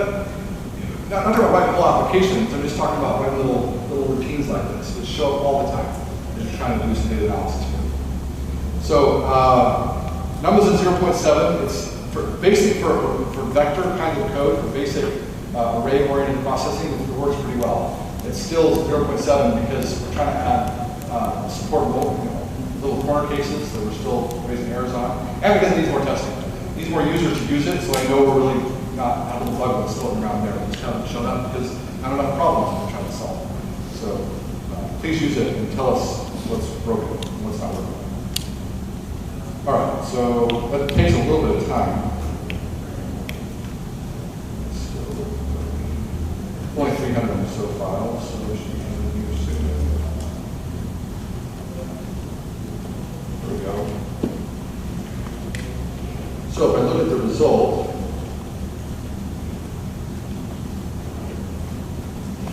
so those are the actual data files that were found to have passed my strict and rigid testing to make sure they fit. So 155. I think that was not 155 of those data files are actually useful, but now my temps directory, or excuse me, my temperature array, it has 325. I want to just pull out those 155 elements. I do that pretty quickly, and you see that is good. I just use something called, again, fancy indexing. I take all the dates, colon means everything in that dimension, then pass in this list that are all those particular elements out of that array, and return that. And now I have 155 locations. Now I want to make sure, because I have this parallel thing, and this is also something that pandas makes simpler, because with NumPy, I have this parallel names index. And I want to make sure I just return the versions that are kept. So name for name, names, if, I'll have to keep track of index at the same time. Enumerate things. Enumerate is an iterator that takes a sequence and returns not only the value, but also the index. Because I'm going to check if that index is being kept. And so those are now the corresponding names for the columns that I've selected from this data. So now I have this 6,634 dates, the 155 cities where there's enough that passes my stringent data requirements. Now I can do something with it. Right? So hopefully I have something more important to do than what I'm going to do is sort of really simple. And you can see I spent all my time trying to figure out how to clean up that data just to get this simple 2D array that I can do stuff with. Right? Yeah, that's the reality, unfortunately. That's a lot of work. All right, so one more thing. I want to get rid of the missing values, right? If I want to do statistics, do analysis, I don't want this minus 99 showing up and ruining everything. So I want to get rid of it. What do I do? Interpolation, really, is the thing to do. And I could have pulled out an interpolate library, like SciPy, and really probably should have for this demonstration. But I'm so enchanted with NumPy, I had to figure out another way to use it. Really, that's why. Because what I would have done without in the past is just I would pull out interpolation and try to fix that, use that. Or I would pull out the image from the SciPy library and use that and try to get rid of these negative 99s.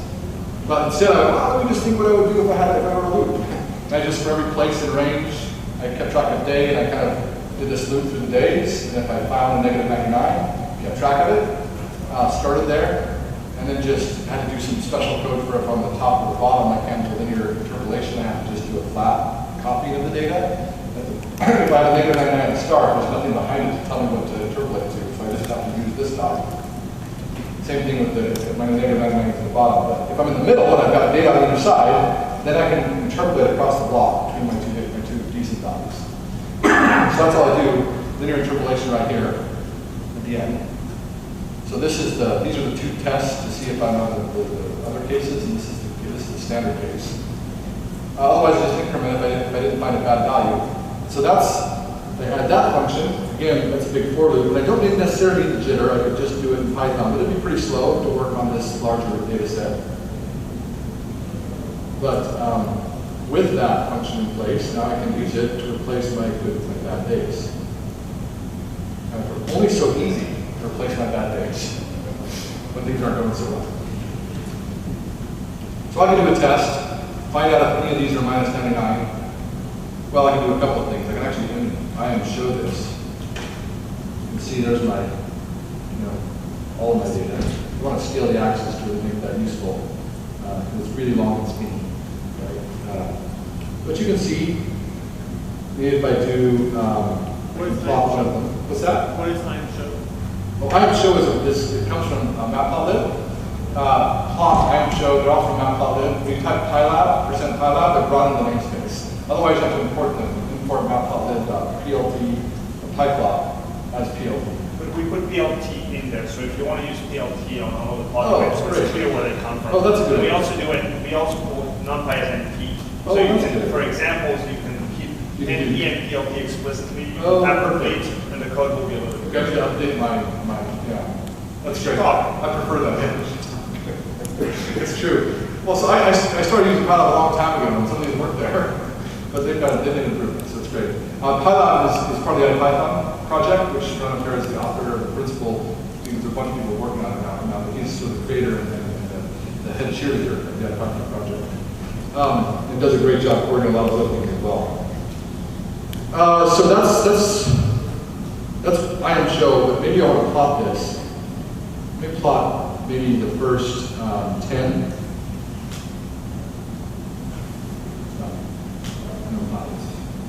Right, so you can see there's the first 10 data sets. Now really I should plot dates.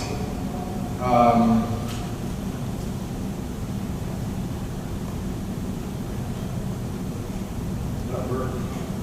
No, I didn't use plot dates as much. Are you familiar with plot date?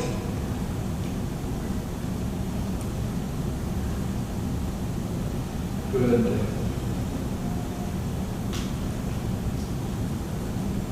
And I just put days.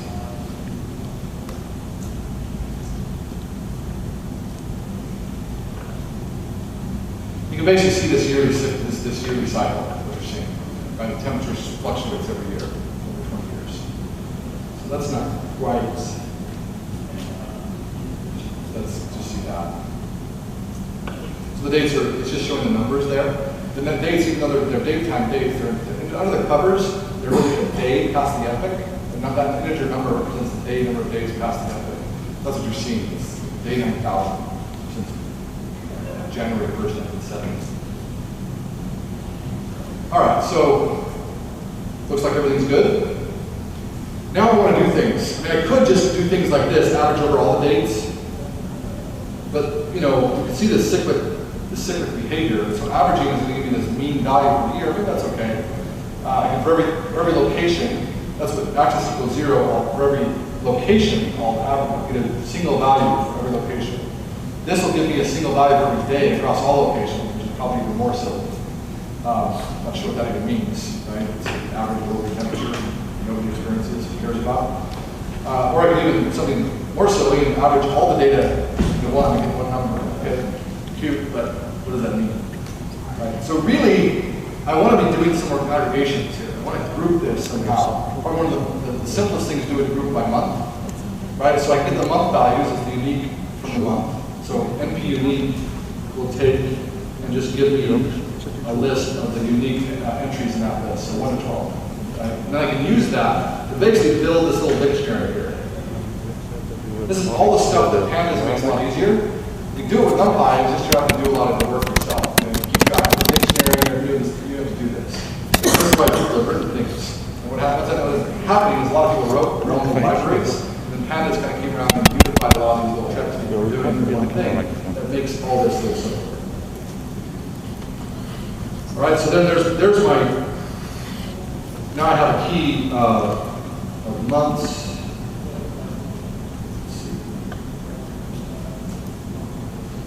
Oh yeah, I don't have 0, of course I don't. There's January.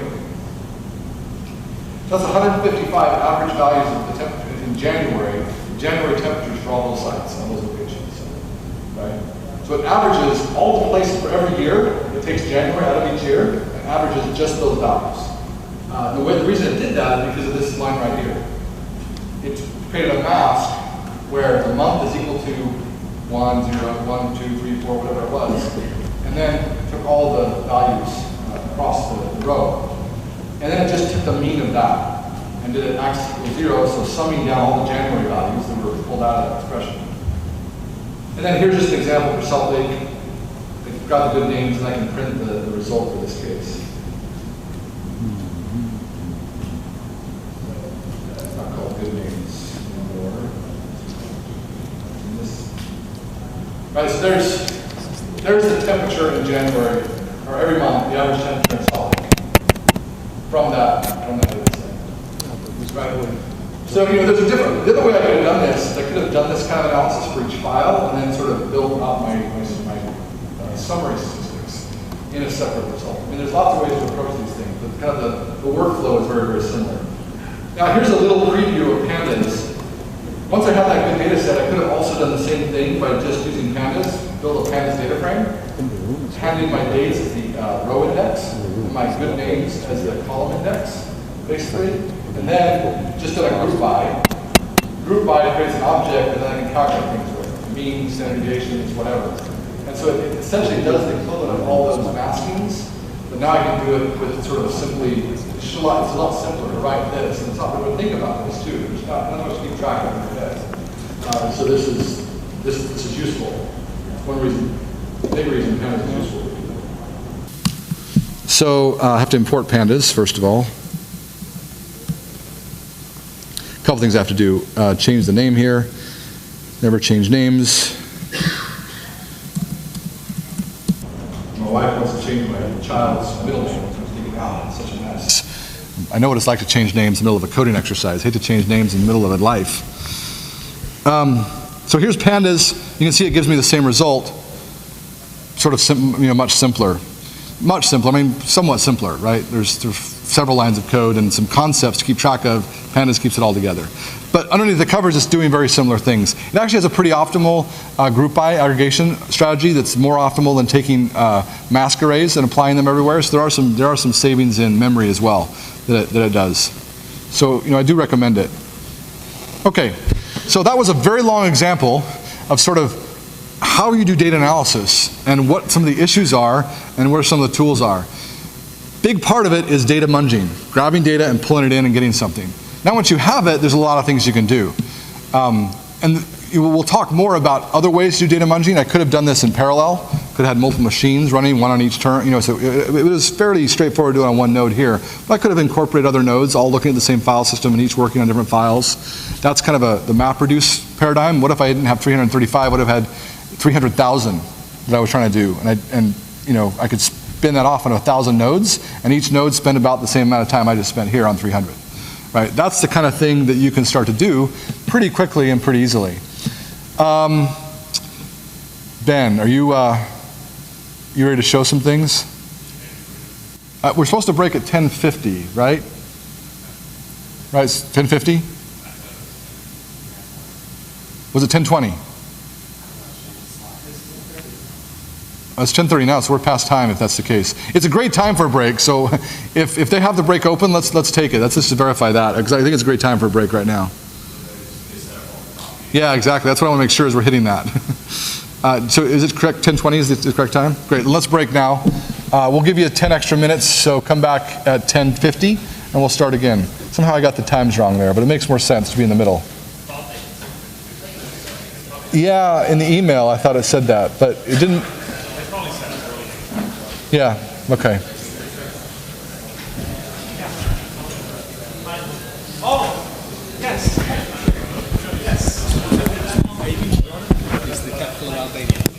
Thank you very much. You get the prize. We'll put 2 entries in our, we're going to do away Lego sets. You can put 2 entries in.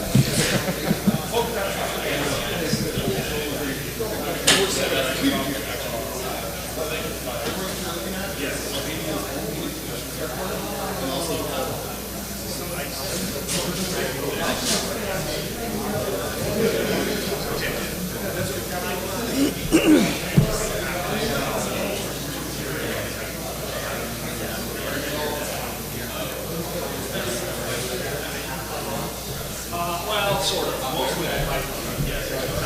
When you think you're stuck in that.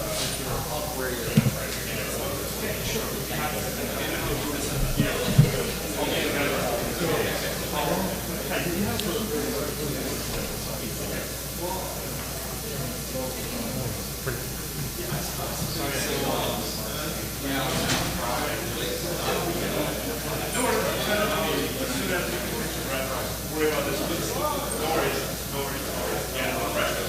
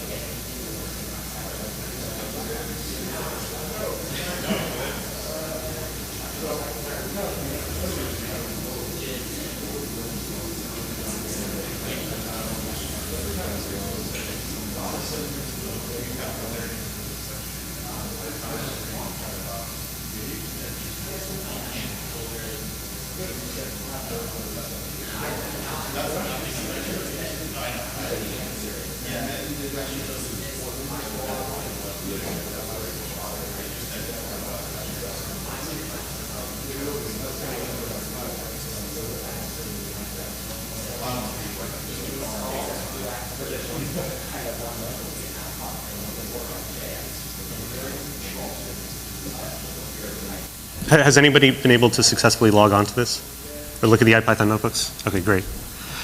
Oh, and to make sure to use HTTPS for the IPython notebook as well. So this will actually be used later on. So we left off at pandas. Travis was giving a pretty compelling example of, in my opinion, kind of the limitations of NumPy for working with data. You can see the sort of pains that he was going through in order to do what should be relatively simple things, and this is actually where pandas comes in. And Wes has done kind of an incredible job at providing an object that makes sense for actually working with data. So there's two sort of main objects that, is that big enough? Two main objects that Pandas has. One is the series object. It's just a 1D labeled array It's actually a subclass of the ND array, and you can pass it a Python dict, just a float or a single value, or an ND array as well. And it just produces a very simple series. So let me import my things. And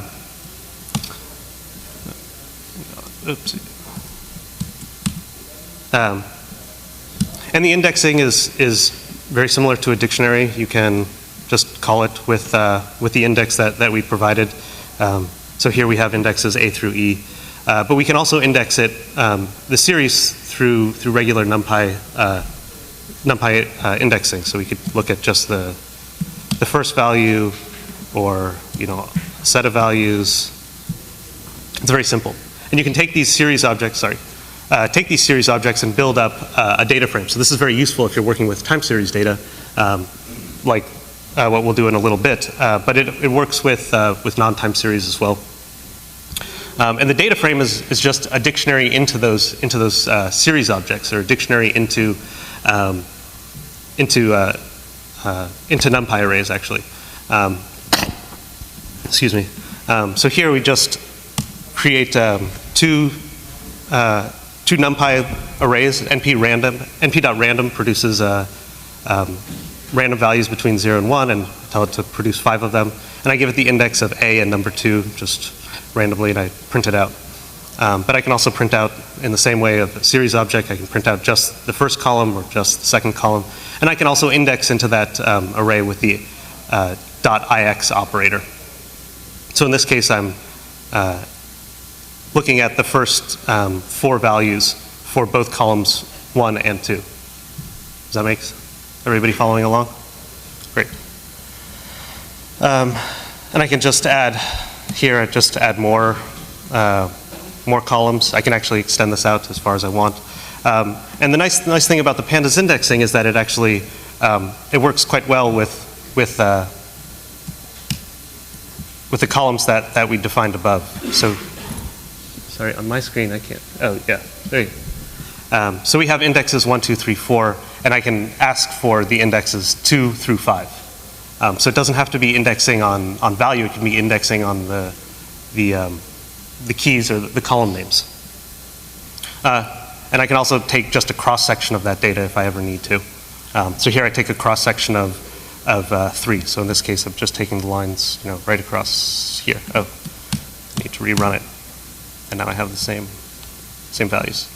The really great thing about pandas is that it has indexing by date time, which is incredibly useful if you ever want to look at just a month's worth of data, a day worth of data, some non-logical chunking worth of data. So I build up a date range object, and I use that to index just some random values. And then I can ask for just, here I'm building up 50 seconds worth of data. So I have 50 periods with frequency t, in which case t is minute data or tick data. As an aside, it works well with IPython Notebook, so I can get these very pretty columns here. And I can apply fast vectorized code, so I can take the square root of a set of the entire data frame. And then I can also describe it, in which case it produces some very nice statistics, the count, mean, standard deviation, quartiles and maximums. So this is sort of like where Pandas starts. I thought it would be a little bit more useful rather than just discussing kind of the interface and all the variety of functions that exist in Pandas. We kind of have a lot to cover, so I thought that maybe I would just do an example. I was given, and I think everybody should have this it's in the GitHub tutorial. This is time series data for a continuous glucose monitor.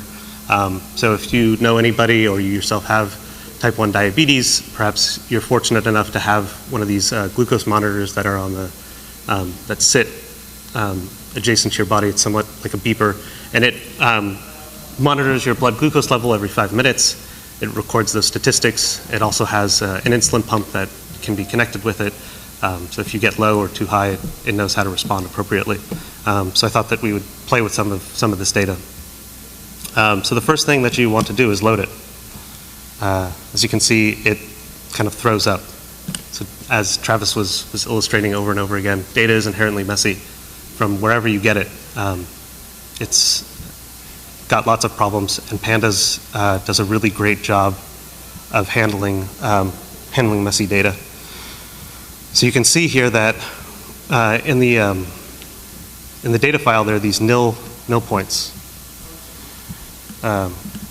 So how do we take care of those? Well, there's actually a lot of ways that we can do it. The first thing that we want to do is tell Pandas to treat nils as not a number object, and it knows how to handle not a number objects for subsequent functions that we'll look at later on.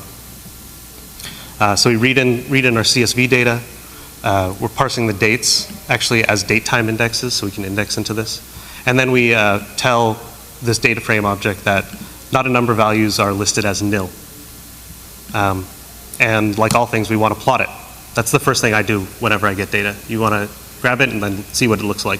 And the first thing you notice is that these nil values, which are right around here, are missing. So why are those missing? Well, you have to get the sensor actually replaced every so often. And that when you get it replaced, that means it's no longer recording what those values are. And then it also has to recalibrate. So there are these time chunks that will be missing in all these data sets. So it's not just that it performed incorrectly, it's actually doing the right thing, but this is what we have to deal with. But we want to be able to perform operations across this entire data set. So how do we deal with missing values? And again, Pandas, Wes is very familiar with missing values, and this is built into Pandas to deal with these kinds of things. So the first thing we do is try and find a location where those missing values exist. We see that those nils are now replaced by not a numbers. Pandas knows how to handle that. So one option that we could do is actually just drop them. So we here I tell the data frame object just drop along the row. So it drops every row that had a nil value. So if we look here in our what should be regularly spaced 5-minute time points, we're jumping from 10:30 to almost 2 o'clock. So we've just dropped them. There's reasons why you'd want to do this. There's reasons why you wouldn't want to.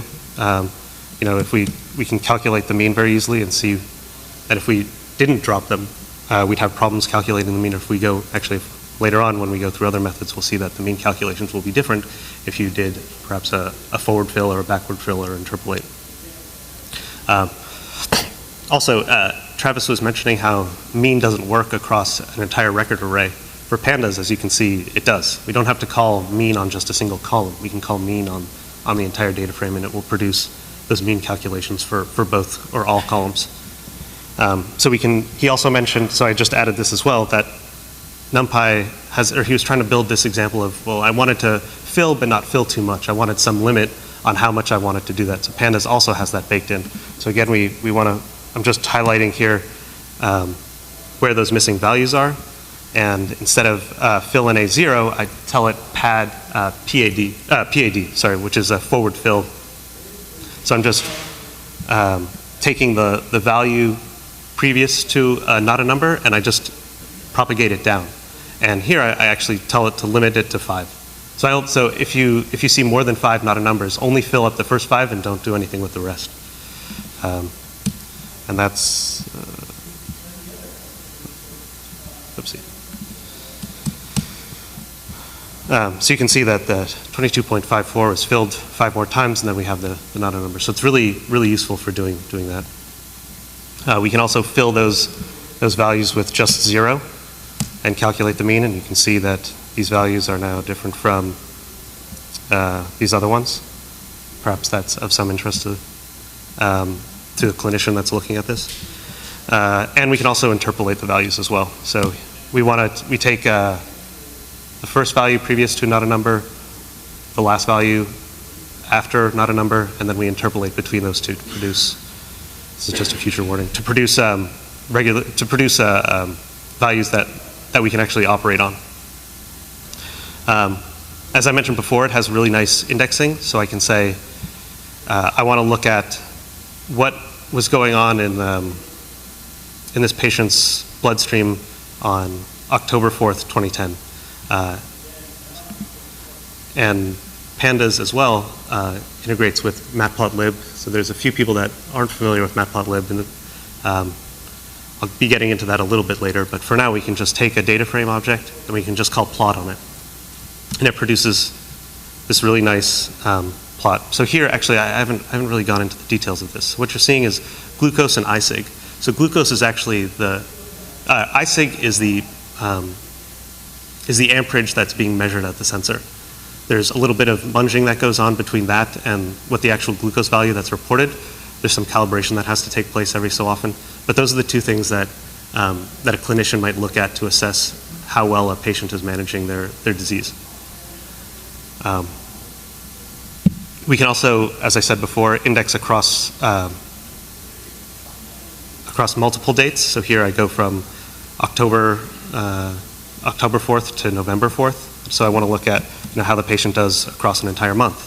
I could look at bi-monthly or any number of other kind of interesting indexes. With respect to glucose data, as opposed to financial tick data, you want to look at when the patient was particularly high or particularly low. That varies from person to person. It varies from meal to meal. It varies from a child to an adult, but typically higher than 180 during non-eating times and lower than 50 are problematic. So being able to visualize that easily is kind of important to a clinician, and Pandas makes that really kind of unbelievably easy.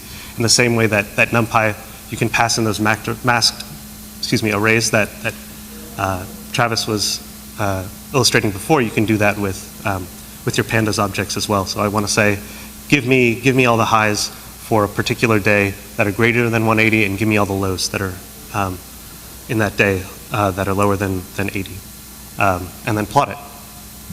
So you can see that that over the course of this day there were some trouble points, and there always will be for a diabetic patient, but this maybe is a little bit worse than normal. Perhaps you want to do some other kind of views of the data. You want to look at, well, what is the performance across every hour, and calculate the mean across those hours. So Pandas again makes that very easy. I can pass in an hour index, and Pandas knows there's some regularly defined indexes for times of millisecond, microsecond, minute, hour, week, month. Those are already defined in there, so I tell it to group the data by hour and then calculate the mean and plot it. And then I also tell the data frame to calculate the mean across a day. So you can see how perhaps the patient is doing from day to day and from hour to hour. So here you see it's a little bit higher here. Day to day, there's a little bit of more variability here. So these are the kinds of things that you want to be able to do very easily. Doing this in NumPy is a little bit difficult. Pandas alleviates a lot of those problems. You perhaps want to resample the data. So the data was 5 minutes apart.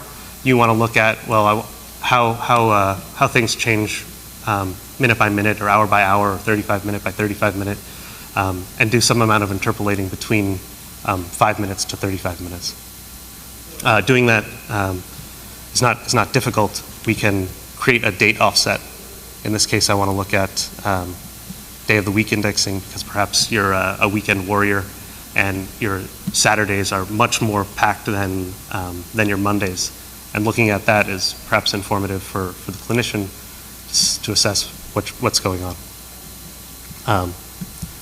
So here I have a date offset, and then I index. I have a date time object, and then I just iterate a loop from day to day, and then subsequently plot each day. So here's day 1, day 2, day 3, day 4,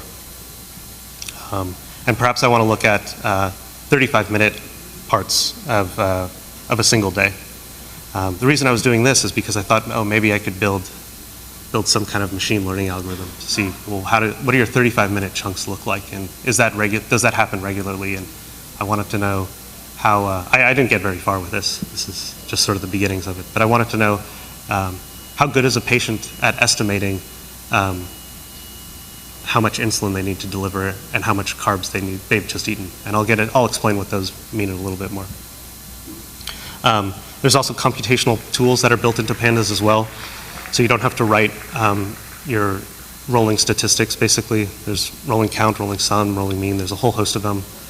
Wes has actually done a really great job of providing good documentation. And actually, I haven't plugged it yet, but his book is actually, it's pretty incredible. It's a very well-written book. It's very accessible, lots of really good examples. So here I'm just calculating the rolling mean the same date with a window of 10. And then you want to look at, well, how do I add data from other sources? So in that same directory, there's this file called the bolus wizard estimate. So if you have the glucose pump, or sorry, if you have the glucose monitor, you might also have an insulin pump that's attached to the monitor as well. The way this works is the patient, you're constantly monitoring what your blood glucose is, and you want a device that can deliver insulin so you don't have to manage it yourself. So you want to offload a lot of the problems onto this device, but it still requires a lot of human input. So in this case, what the user does is they estimate the amount of food that they've just eaten. And actually, it's not just the food, it's really the carbs that they absorb. To give you an idea of the difficulty of this problem, if everybody in this room ate an apple, your blood glucose would spike.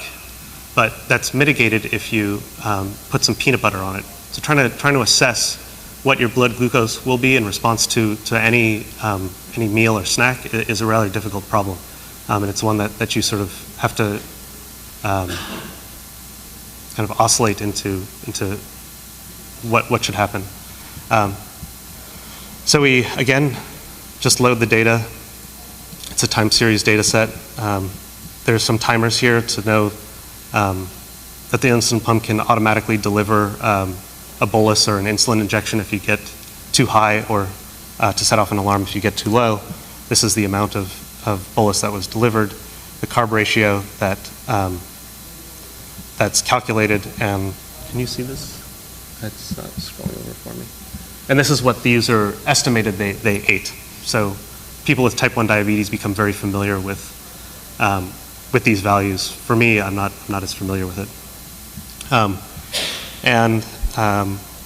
You want to look at, I'm plotting the same day's worth of data, and I also, on top of it, plot what the bolus input was and what the estimate for the carb input was. Can everybody see these magenta dots and the green dots? So the important thing to notice here is that, so this is over the course of a day. This is actually a 14-year-old patient. At around 7 o'clock, they wake up, they eat some food, and they get some, the insulin pump delivers some insulin. They get a little high here, but nothing that's too severe. They eat around lunch. So they go up a little bit, and they've correctly estimated the amount of insulin, or the amount of carbs that they've eaten. There's a bolus here. It's not terrible. And then here is where things get a little tricky. At 6 o'clock, around dinner time, the patient has 2 small meals and a little bit of insulin is delivered. What you see here is another bolus injection at around 10 o'clock, and then another one at 11. So in this case, the patient actually hasn't estimated the amount of carbs that they've eaten, and their blood glucose is rising extremely fast, and that can be dangerous. Pandas makes it very easy to derive that kind of inference, to be able to extract these CSV files, munge the data accordingly, and then plot it. And that's largely what I use it for. We're going to get into scikit-learn in a little bit. And I like to, the data frame object is something that I'm quite familiar with, and it lets me manipulate the data in ways that are very novel. But interfacing with other libraries, they don't know what the pandas object is. They don't know the data frame object or the series object.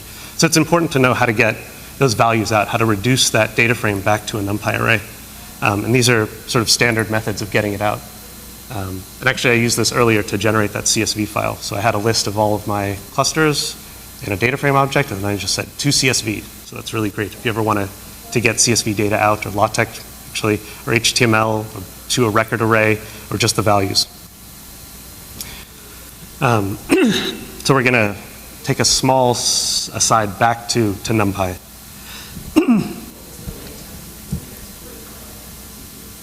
It exports to a LaTeX table, I think.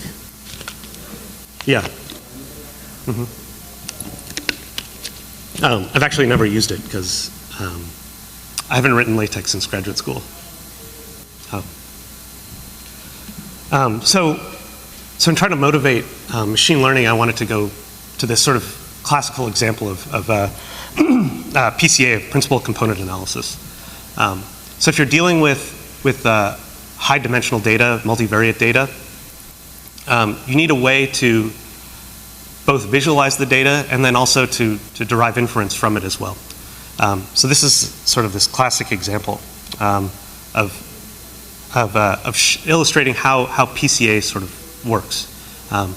So I tell NumPy to generate a random kind of ellipse-like distribution of points. In this case, it's a multivariate normal distribution. Its mean is at 1, 1, and this covariance matrix you can think of as just mu, or standard deviation away from the mean. So you may or may not have data that looks like this, but we'll see how this plays in later on with scikit-learn. So the way PCA works is it returns to the values and then also the vectors of where the greatest variance occurs. So if you look at this, you can see that there's most of the variance, most of the variability in this data set is along this axis and along this axis. Does that seem right? So in 2 dimensions, it's rather easy to visualize where you see the greatest deviations from a mean. And PCA essentially gives you those eigenvalues. So to do that, I have to calculate covariance matrix of the d-mean values of all these data points. I'm going to go through this a little quickly because I want to get to other things. And NumPy has nice eigenvalue and eigenvector calculations, so I can hand it this covariance matrix. As an aside, what is delivered, both the vectors and the values, are not necessarily ordered, so I have to call argsort and order them. I can calculate the angle of rotation based on the 2 vectors that it's delivered. So if I take the dot product between here and here, I can get what the angle is between them. And then I can also calculate, or here I'm sort of faking an ellipse, because eventually what I want to do is plot this, right? I want to take those eigenvectors and calculate, well, what is the encompassing ellipse that encompasses the entire data set here. So I want to draw something that looks like this. So NumPy lets me do that. It's a little bit of effort, but these are the sort of things that you would do if you have high dimensional data. You do this kind of operation on it. In 2D, it's very easy to visualize.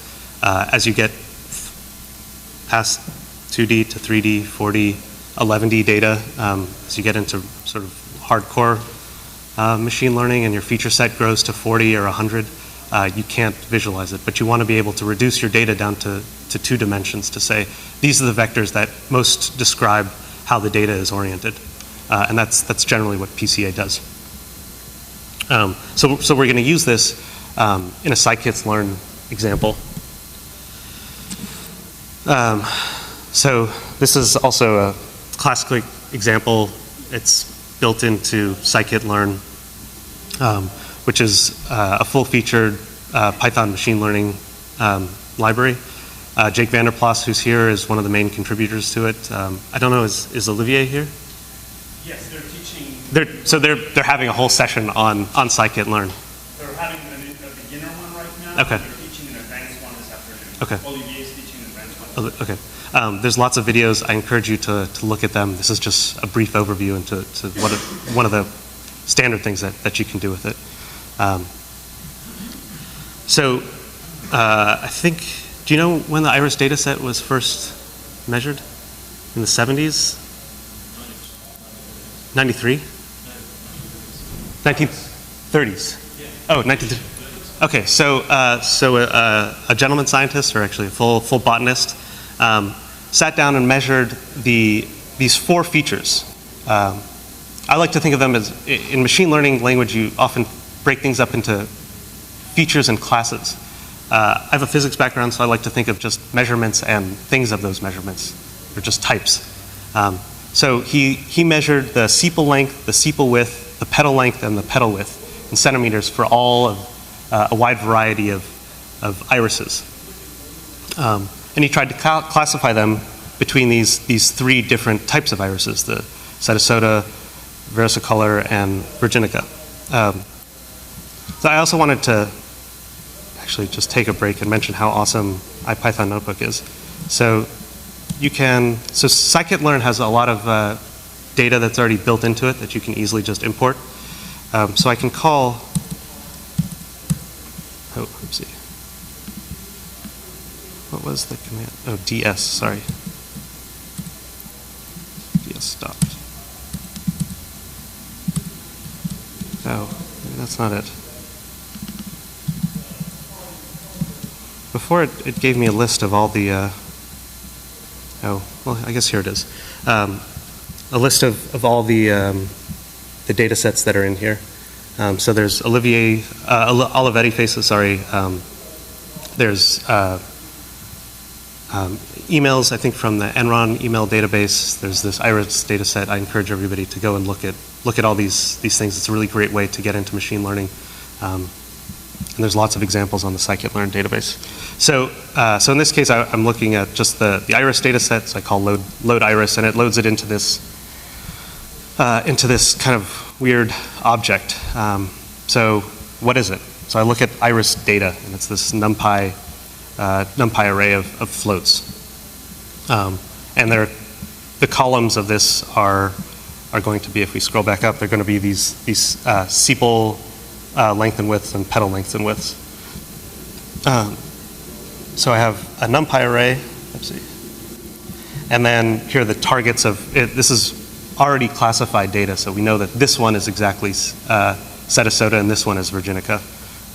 But that's not the way I think about data. I want it back into one singular object that I can easily inspect over and over again.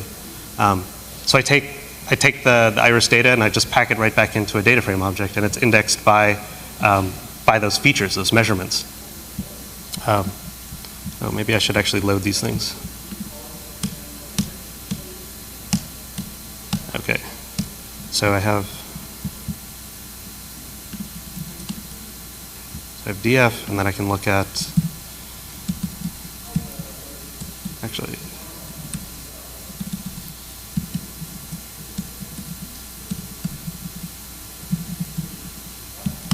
so I can look at just the sepal lengths if I wanted to, and this is somewhat meaningless, but if I didn't know anything about this, perhaps the standard things that I would do is just look at the mean and standard deviation and those kinds of things. So with multivariate data, the thing that I like to do first is actually a common visualization technique called parallel coordinates.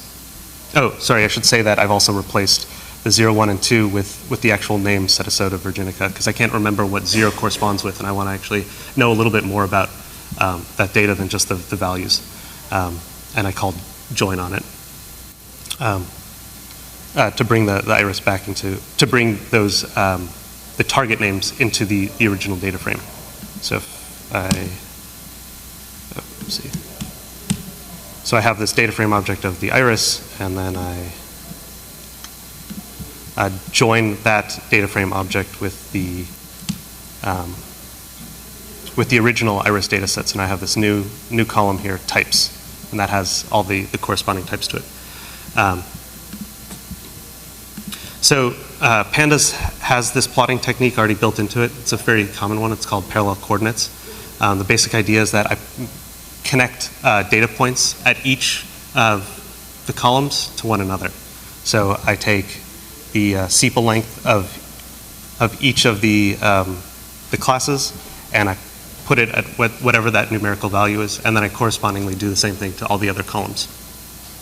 And what this tells me, or what you can sometimes, if you're lucky, get out of this is see that there's some amount of separation at these two features.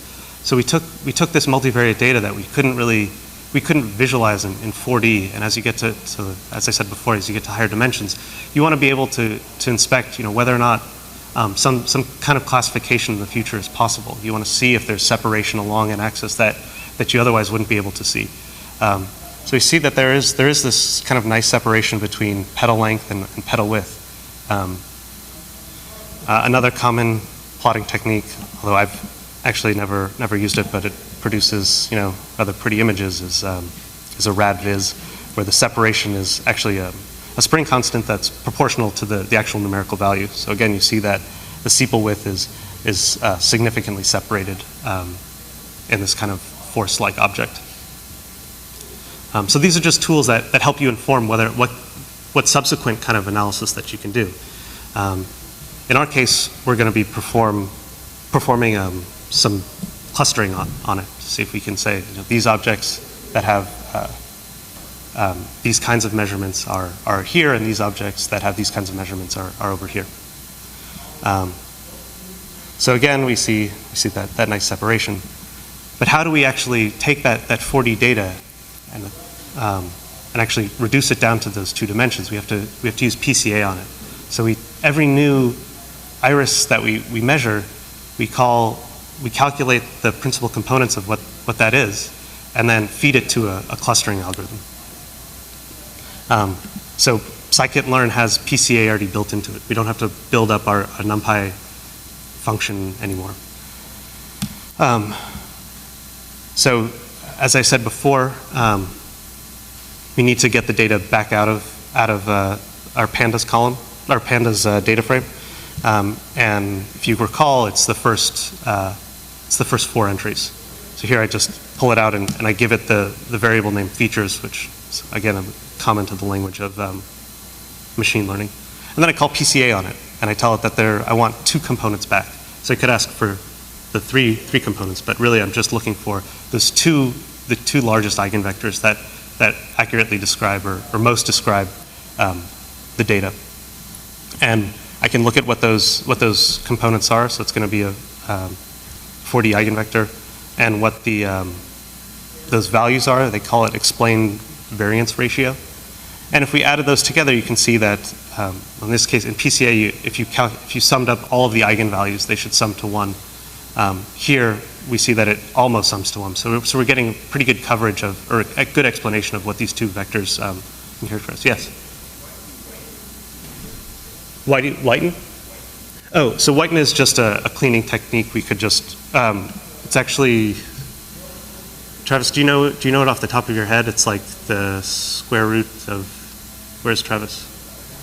Oh, do you know what the whitening function is? You calculate the d-mean value and square root something rather something like that. I don't know it off the top of my head, but it's a standard kind of cleaning of data. Variance times something like that. Yeah. Square root of variance. You can do it to a small composition. Yeah. Yeah. We could have made this false. I think the standard is false, so we could have. Yeah. So the components will shift a little bit, but everything else will be the same. Okay. And then we want to project those features into this new 2D space. So we have our 2 eigenvectors that are like this. We have a new data point, and we have to project into that new dimension, or those two vectors that characterize this other dimension. And then now we can use k-means on PCA. We've reduced this 4D data, and we can reduce ND data down to 2 vectors, and then call clustering on top of these two dimensions.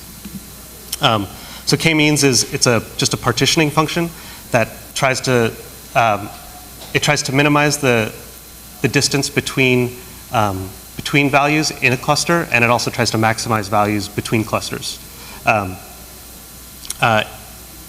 With that said, you have to know how many clusters you're looking for. And there's a number of techniques, scikit-learn has a number of techniques as well that's built into it to help you figure out how many clusters your data set has. In our case, we know that there are only 3. So that's why we just pass in the value 3. Oopsie. I have to call these guys up here. And then we can actually, so this returns, we can figure out where those cluster centers are. If we wanted to plot them, we could. But the main thing that you want to do, and this is actually just ripped right from the scikit-learn website, is you want to visualize where those clusters exist and then color them accordingly. So scikit-learn, so we take that multi-dimension, that 4D data, we reduce it down to 2 dimensions, and then now we can call k-means on it and figure out which color to assign any new data point. Or is everybody following along with that? Yeah? Okay. So again, I wanted to try this out. So I pull out the first value in the features, and then I just sort of I took that and sort of messed around with the data a little bit. Make a new point and then have k-means try and classify, is this point in 1, or is this point in 0, or is this point in 2? So that's usually the goal of these machine learning techniques, is that you have data that you need to classify, and then you have new data that you need to figure out where those classifications of the new data exist.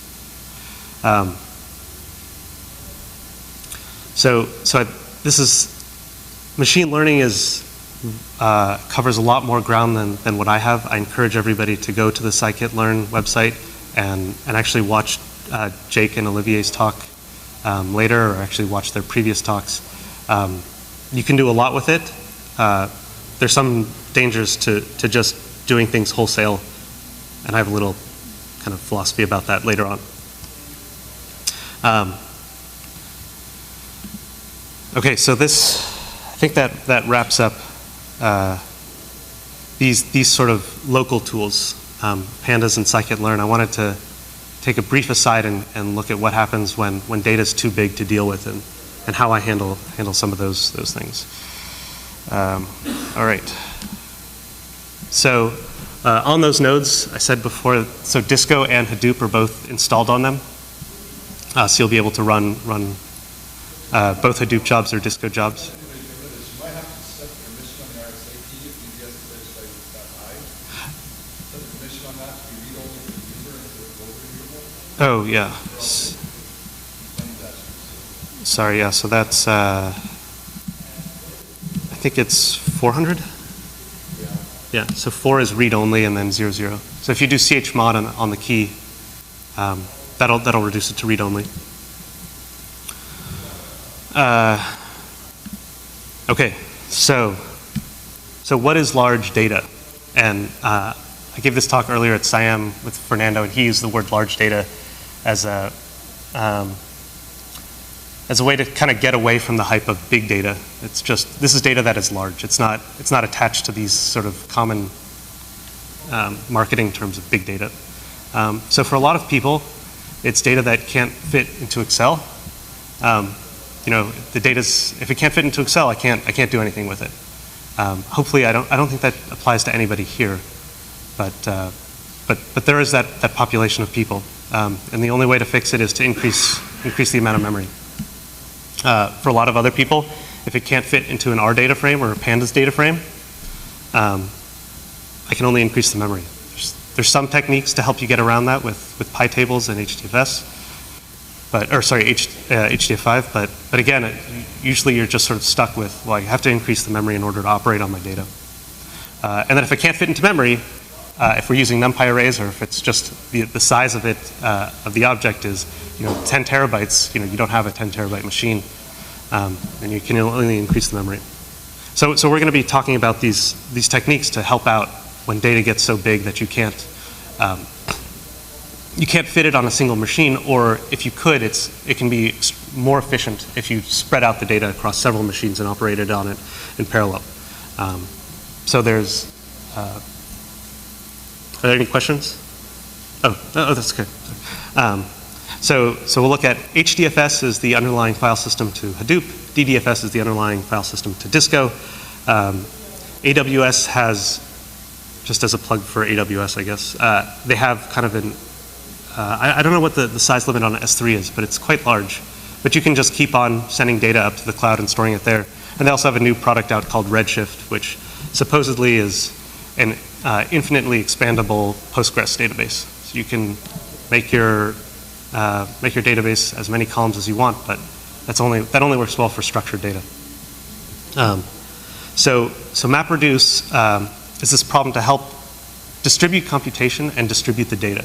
The goal of MapReduce generally is to put data on all these nodes and then push code to where the data lives. And that happens through either the Hadoop machinery or the Disco machinery. It's largely the same. It's just some job scheduler that knows where the data is and then pushes code to it. So typically you start with a bunch of data that's split into records. Oh, sorry. You start off with a bunch of data. You split each record into a key value pair. So if it's a log file, I might want to index off of the time. So in which case the key is the time and the data is what happened in that instance, what that click was. And then I collect all of the keys into a single bucket. There's an optional sort. I think Hadoop is a forced sort. Are there Hadoop people in here? Does Hadoop do a forced sort? I think it. So I think Disco is optional.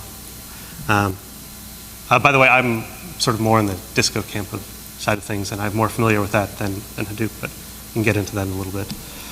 And then those buckets are then passed to a reducer, and they're operated on, and the result is returned. So it's a fairly simple algorithm. The MapReduce workflow sort of looks like this. If I have 4 nodes in my cluster, I distribute those key value pairs to my mappers. Oh, sorry, my mappers produce. I distribute. Excuse me.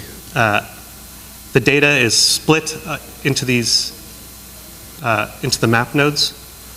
Those nodes produce key value pairs and send it off to the reducers. They produce those key value pairs and produce buckets, and those buckets are delivered to reducers.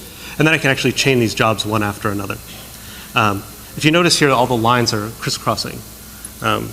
So there's actually lots of network traffic. So if you're passing around very large files, you're not going to get the efficiency gains that you think you should out of MapReduce.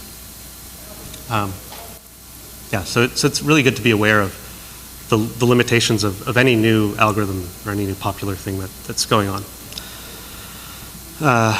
So everybody here loves Python. So it's a party. Both works with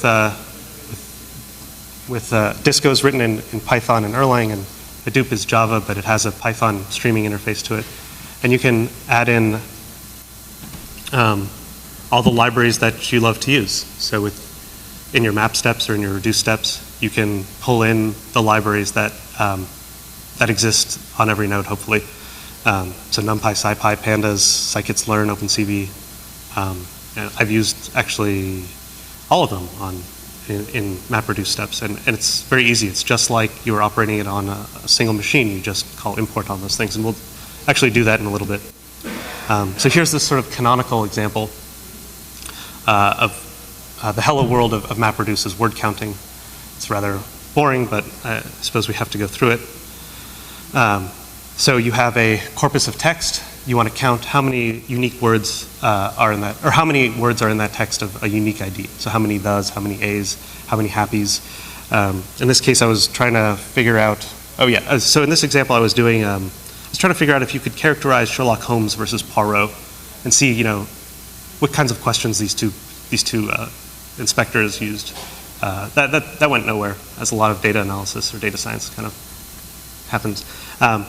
But the job is quite compact. You can see, I don't have a mouse, but the map step takes in a line, it splits that line into words, and then you key off of the word and you add the value, and the value is 1.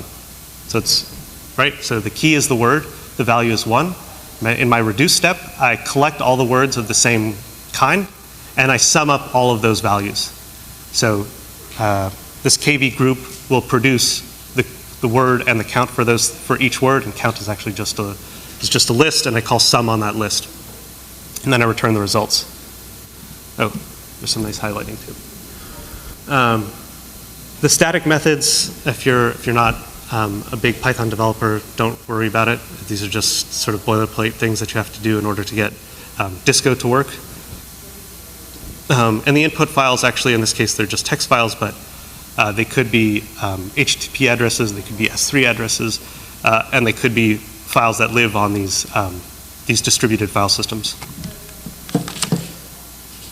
How much time do I have left? 45, okay, great. So again, chaining jobs is really where you get the power out of MapReduce. You want to feed step 1 into step 2 into step 3, so you don't have to ever come back out, think about it, and go back in. So it's really good for data cleansing, actually the theme of today should just be data cleansing, because that's really where everybody spends 80% of their time, and only 20% is actually the fun stuff that you want to do. So building tools to help you do that easily is, I mean, that's sort of the goal, right? Is to make that as easy as possible. It's really good for breaking up your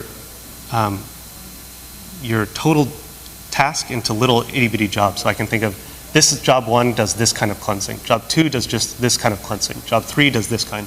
And feeding that into the eventual result that you want to do some analysis with. But there's lots of network traffic. Excuse me. And depending on which kinds of calculations you do and how much data is being generated at a map step or reduce step, that organization can cause some inefficiencies as well. Yeah, okay, so let's take a break there and actually run some examples. So actually, before we do that, I wanted to also pitch how, I think important to doing data analysis or this kind of analysis is being able to actually utilize the resources that exist cheaply. So EC2 is what everybody should be on. Hopefully they've made it on there. It's cloud computing from Amazon. You can quickly spin up nodes or many nodes into a cluster, run a job, and then bring them back down. StarCluster is a Python tool out of MIT that lets me do that really easily. So I can define here what my AWS keys, I can define a cluster. So this is actually what I did for today. Everybody has a node of size 3. There's a user PyCon user, and then there's a AMI. It's sort of like a virtual machine. So every node in this instance gets loaded with this kind of virtual machine. And then there's various sizes that you can look into. And the really great thing about it is that there's plugins for it. So I can say, oh, here's this virtual machine that I want loaded on 30 clusters, but I also want these clusters to have IPython Notebook. I want them to have Hadoop. I want them to have MPI. And those things will just automatically get built in. And calling it is very simple. It's just start that.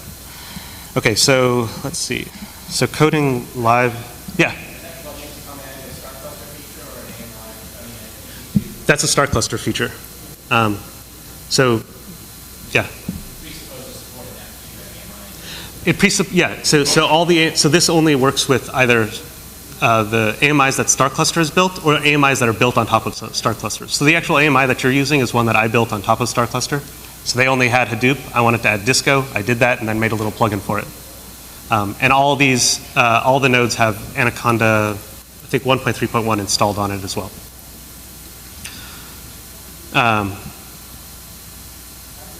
So in that Git repo is some quick scripts to go and get some data for us to play with. So if you want to partner up with somebody, you could go grab this data. So we're gonna play with some Bitly data. So Bitly is the URL shortening service. They made all their any URLs that end in .gov or .mil, they made publicly available. So if we went to measured voice, we went here.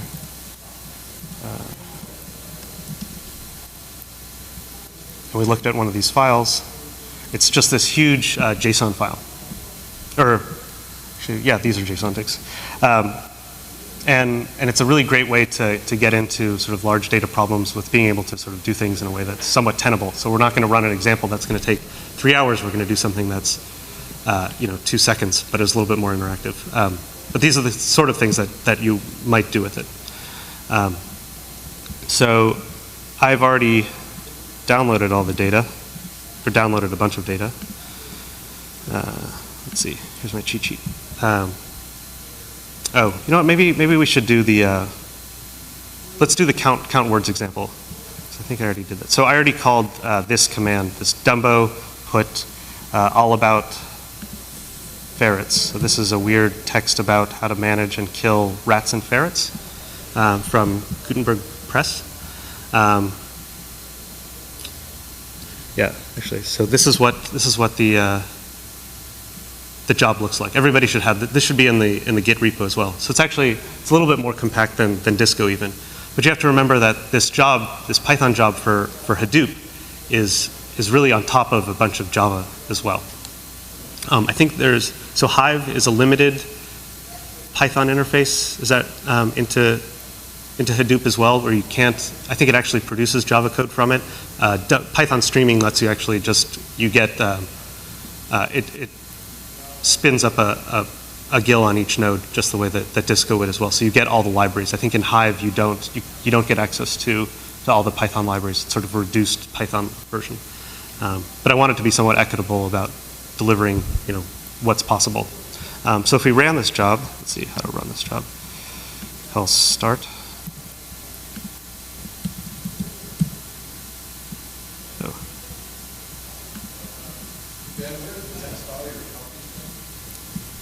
Sorry, say that? That's in the Git repo. It should be Hadoop. It's called Hadoop_word count.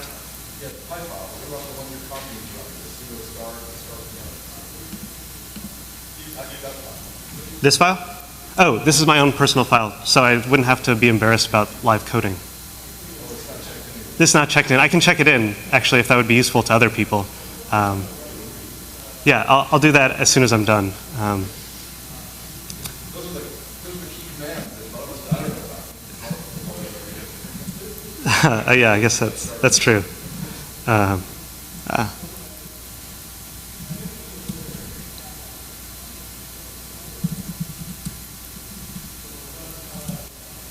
What did I name it? When you go slow enough, when you type it in, that's fine. Okay.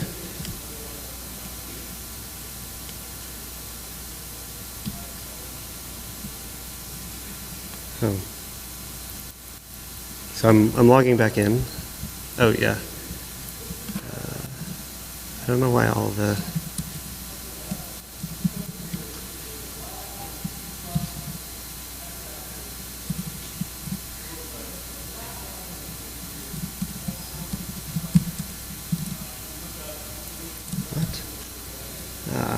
This is why demos are always difficult. Okay, well I'll forgo the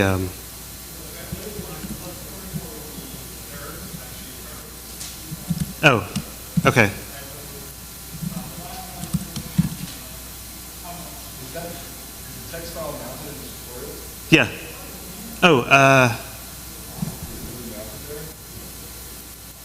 did I put it in there?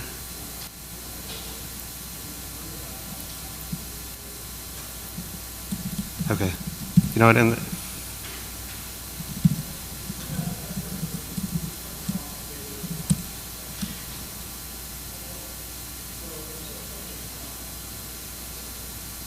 Okay, great. So that works. I don't know why I have a bunch of Bitly data in that.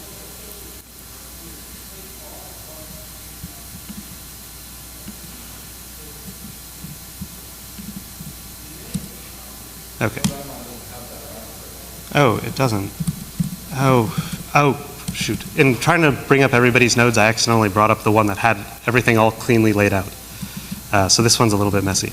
So I guess we'll just run the Disco job. So we have the same thing that you saw before. We split each word into a bunch of, we split each line into a bunch of words, give it the value 1, and at the end we're just going to produce the word and the counts. So everybody should be able to run this. If we just call, so we can call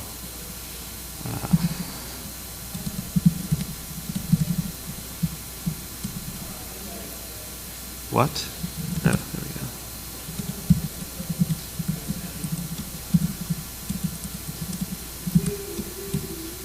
There we go. We just call disco word count. I told it to produce those error messages as well. So you can see that all of the words and the count of the words is produced. We can also look at, Disco has an interface into what the cluster is currently doing. You can get some job information here. And Hadoop similarly has something as well. There's some information about how much data is on, theirs is a little bit more detailed, but how much data is being used, and then you can actually inspect jobs as well. Let me make sure that that's, oh, it was that other one.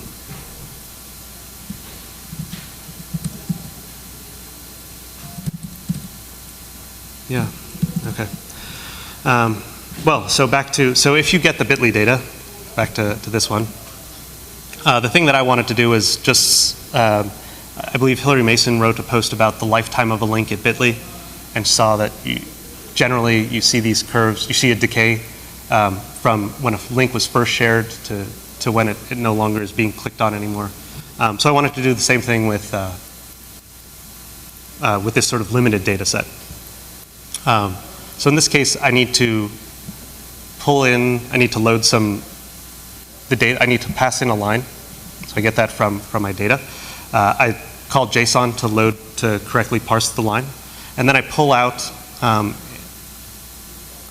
the link. So in this case, actually, I wanted to look at what those decays look like for the top 9 links. So I want to key off the link, and then I want to basically count up how many of those links exist for each unique link, and then pass on only the top 9. So I have to do that a couple times. So here I get, again, I load the record. The data is a little dirty again. There's some malformed lines. Sometimes it doesn't have a URL. And this is, yeah, it's just true of everything. Everything is always messy. So if there is a record, so here's the dictionary of what things look like. The U is the URL. It also has the timestamp and the region and the Latin latitude of where that click came from. And then my bucket now has all of the unique links. So in this, I was doing it with NumPy. You could also, actually this could be made a lot easier with pandas. But I take the link, I append it to a record array. I also want to store the latitude and longitude of those links because I want to do some fancy plotting with that later on. And then I sort my record array into the top 9, and then I output to the final step the top, in this case, top 10 links, and then in that record array, the associated latitude and longitude of those links as well. Is everybody following along? I feel like I messed that up a lot. Can I get some nods or no if you did not? Everybody's good? Okay. And then this one's a little bit more messy because I wanted to make an example that had some plotting already built into it. So I run the job here. I get out the links that exist. And then I now have to do a subsequent step because each bucket has a top 10 for it, right? I now need to take the top 10 of the top 10. So you see that those kinds of things actually happen a lot. You have to take top 10, top 10, top 10 of all the nodes, and you have to do those a lot of times. So that we could actually have chained this as opposed to doing it in one step. But I didn't. And then I have some plotting routines down here. So if I go and, let's see, did want to mention this. So I'm using the input is Bitly of yesterday. Oh, happy Pi Day, by the way. Yeah. To get data into DDFS or to HDFS, you have to push it in there or chunk it into those places. Once it's in these file systems, they operate just like any other file system would. The command for Disco is, here, I have my cheat sheet. So I'll just do it here. DDFS push, here I'll just push this one. You try and, DDFS is a tag-based system, which can be really great. So I could tag it with bit.ly:date, bit.ly:month, or anything like that, and then call just the months or just the days. So here I can give it the tag bit.ly 030813, and then just that file. And then pushed it up there. Subsequently, I can also, I can tag just that tag. So I can collect a bunch of dates or a bunch of files into a day and then specify that they're part of a month, specify that they're part of a year, and then call in the way that I called,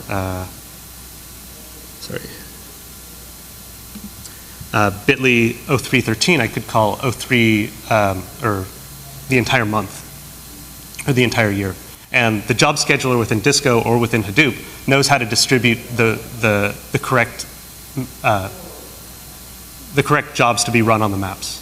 So all that is obfuscated from you. You don't have to worry about it. But that's why we use other people's tools, because we want to get to the stuff that we want to do. So it's an abstraction that makes your life a lot easier, hopefully.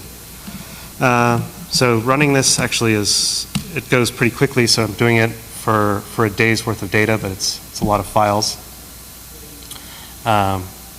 Goes through the map step, goes through a do step, counts everything, and then it produces these URLs and the subsequent counts for them. So let's see what, I haven't actually run this. Oh, actually, let's look at this one. I did run this actually. So Ohio. So this was the top link that was shared through bit.ly with a .gov suffix yesterday. So what was it?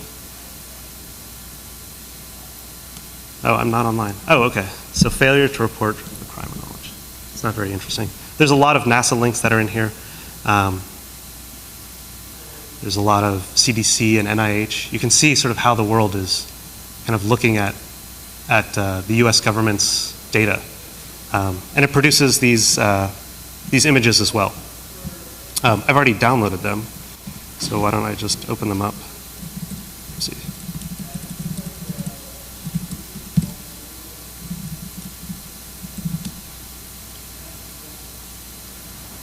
So you can see that, so one project that I thought might be interesting, and I don't think there's going to be enough time to do this, is, can we create a zoo for file types? So are PDFs shared in a different way? Do they have different decay curves? Are PNGs shared in a different way as well? So you can see that everybody has this decay. There's a link is shared, and then a bunch of people look at it, and then that's sort of it. You can get some second order effects where people, all of a sudden they get really into it again later on. These are sort of standard decays, but then there's these weird ones. Travis and I were talking about this yesterday. A link is shared, not many people look at it at first, and then there's this, all of a sudden, there's an explosion of people that wanna see it all of a sudden. And then it also similarly, all links decay. Nothing is shared permanently. But these are sort of the jobs that you can do with MapReduce and the kinds of inference that you want to derive afterwards. You do, essentially I treat MapReduce as just, that's my data cleansing tool, and then I come back into Python and do analysis. That's usually the goal. One of the reasons that I use Python is because the entire ecosystem supports me. If I did this in Java, right, I have to go to R, or I have to go to Python. I can't stay in Java to do my analysis. If I did, I probably would pull out my hair, because it's not fun to do analytics with it. So as a plug, I mean, it's preaching to the choir, but Python's really great, and it does have a really great space in the big data world. Okay, so So I wish that so Disco runs a little bit faster with medium-sized data. Hadoop, supposedly, I'm not very familiar with Hadoop. Hadoop has the defaults for the configuration for the job scheduler are a little bit, they're trying to account for the largest amount of fault tolerance. So running that MapReduce, that word counting example will take 20 seconds as opposed to the 3 in Disco. But the fault tolerance of Hadoop is sort of like well-traveled. With Disco, they rely on Erlang for all the communication. And that's well-traveled, but I don't know how well the fault tolerance stacks up in Disco versus Hadoop in that respect. Yeah, did you?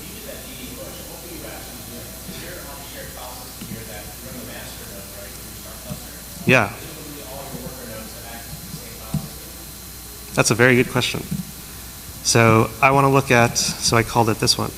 So what happens when you push data? So the question was, what happens when you push data into this shared file system? So I called that DDFS push tag and then the file. I can look at what that, let's see, what happened to that file. Oh, maybe it's blobs, is that it?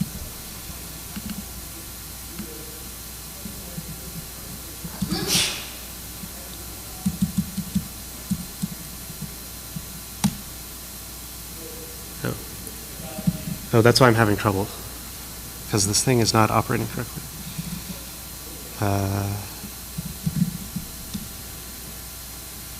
This push tags DFS.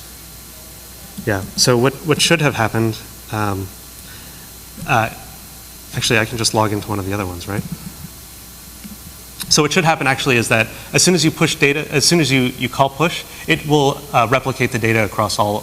Across the entire file system. So that's the way that these job schedulers can leverage pushing code to data because the data is already distributed for you.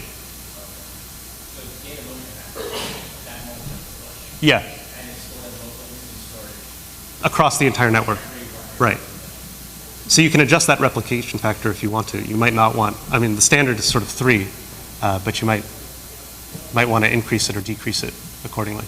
And then the job scheduler knows, you know, it was replicated on this node and this node, but not these other ones over here. That's right. Yeah. As a plug for IPython Parallel, if you don't have the problem of so somebody was mentioning that they have a sensor array of networks and the data on those networks is local.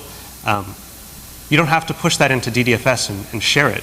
You can just call IPython Parallel and have the same bit of code run on all those nodes operating on the data if it was data that didn't need to communicate with one another, and then that job would be submitted. So MapReduce actually isn't necessarily always the solution. IPython Parallel has a great place in this distributed Python world.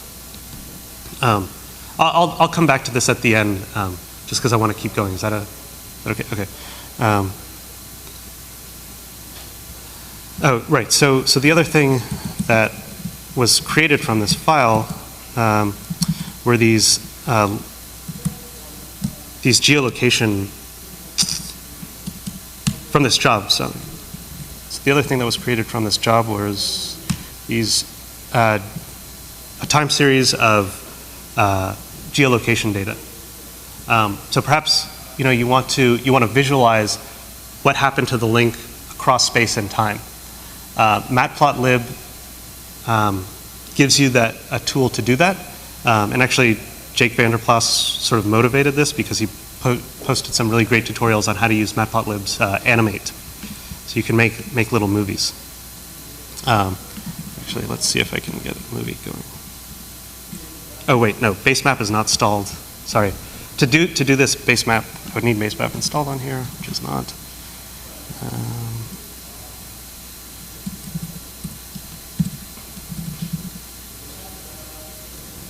So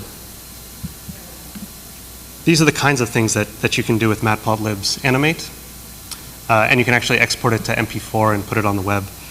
So I want to do the same thing here. Instead of just coloring and having them disappear, I want to plot a link where that was in the world, and then have it decay away over time. So I can get a sense of most of the people that were clicking on this link were in this region of the world. And there's a lot of fancy ones that are shared on the web. So Matplotlib animation is the way that we do this. Let's see. But first we need to get, we need to use Matplotlib's base map in order to visualize what the world looks like, and then be able to easily deliver a new latitude and longitude point and put it on that map accordingly. So we're looking for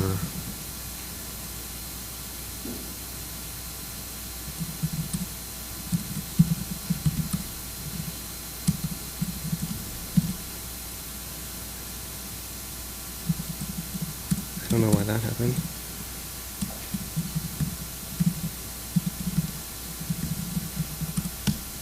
We're looking for something that looks like this, right? So in this case, this is the, I'm an enlightened person, so I use the Robin projection and not the Mercator projection for you map fans out there. And then these little white dots are where somebody looked at one of the links. So returning back to our plotting, we have this base map object, and there's a ton of different projections in the Matplotlib library. This is Robin.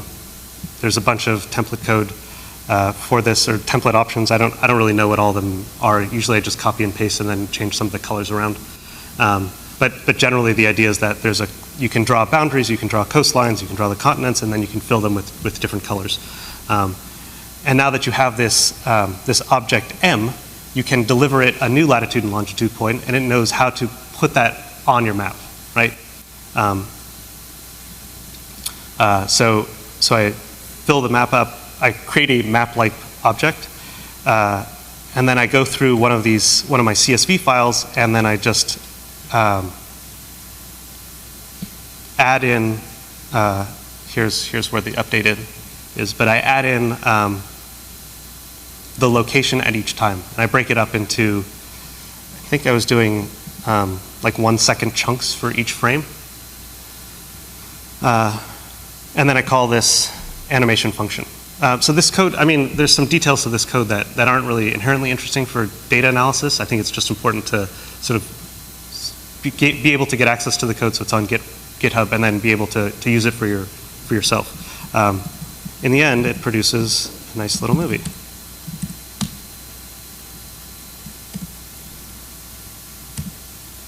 There we go. So, as expected, not a lot of people in Africa look at, US.gov links. Let's run it again. This is dark. South America is dark, but you see some activity here. We could do it better if we did a more expanded projection. Perhaps we could see some of the kinds of things that you'd expect, like the East Coast waking up, and then Central waking up, and then us over here on the West Coast waking up, and those kinds of, a lot of those animations are popular to do. They're informative, and Python lets me do that rather easily. Okay, so there's a few more examples that I don't think we have enough time to cover them, and they're not done yet. But I also played with some Wikilog data. I just wanted to show off some of the, and I'll put this in the repo once I'm done with it. So Wikipedia, are they in here?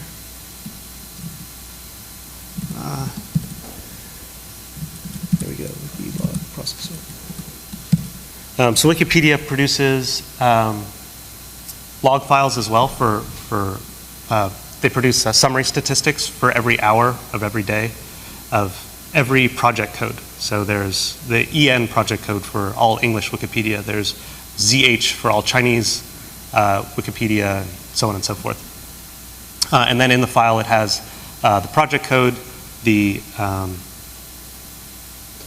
page that was viewed, the number of times it was viewed in that hour, and then the number of bytes that were delivered to the user. Basically how many, how big the file is.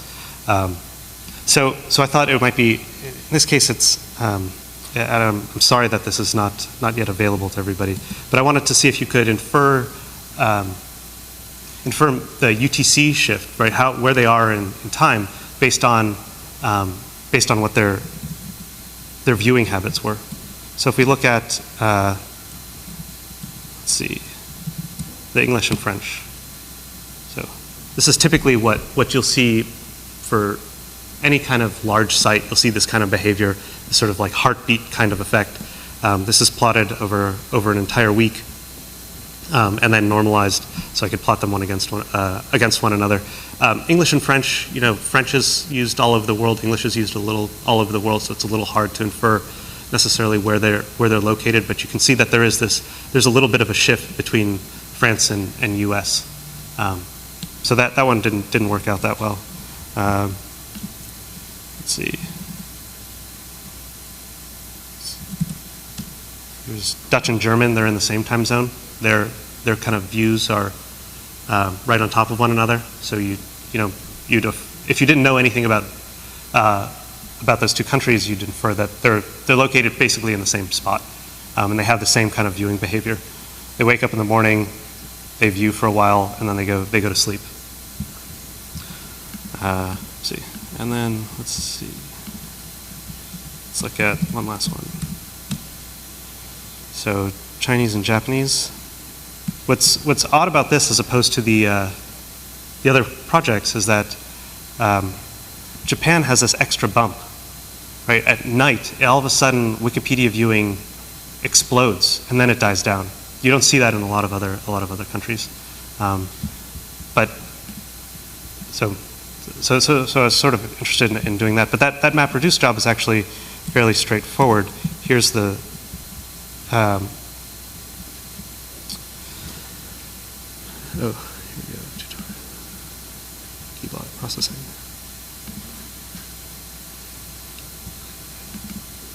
I need to take a pandas-like object and basically group all the projects together, take the number of views that were for that specific project, and sum them up. And I have to do that for every day of every hour, and then collect it. That's a perfect job for MapReduce when data gets so big.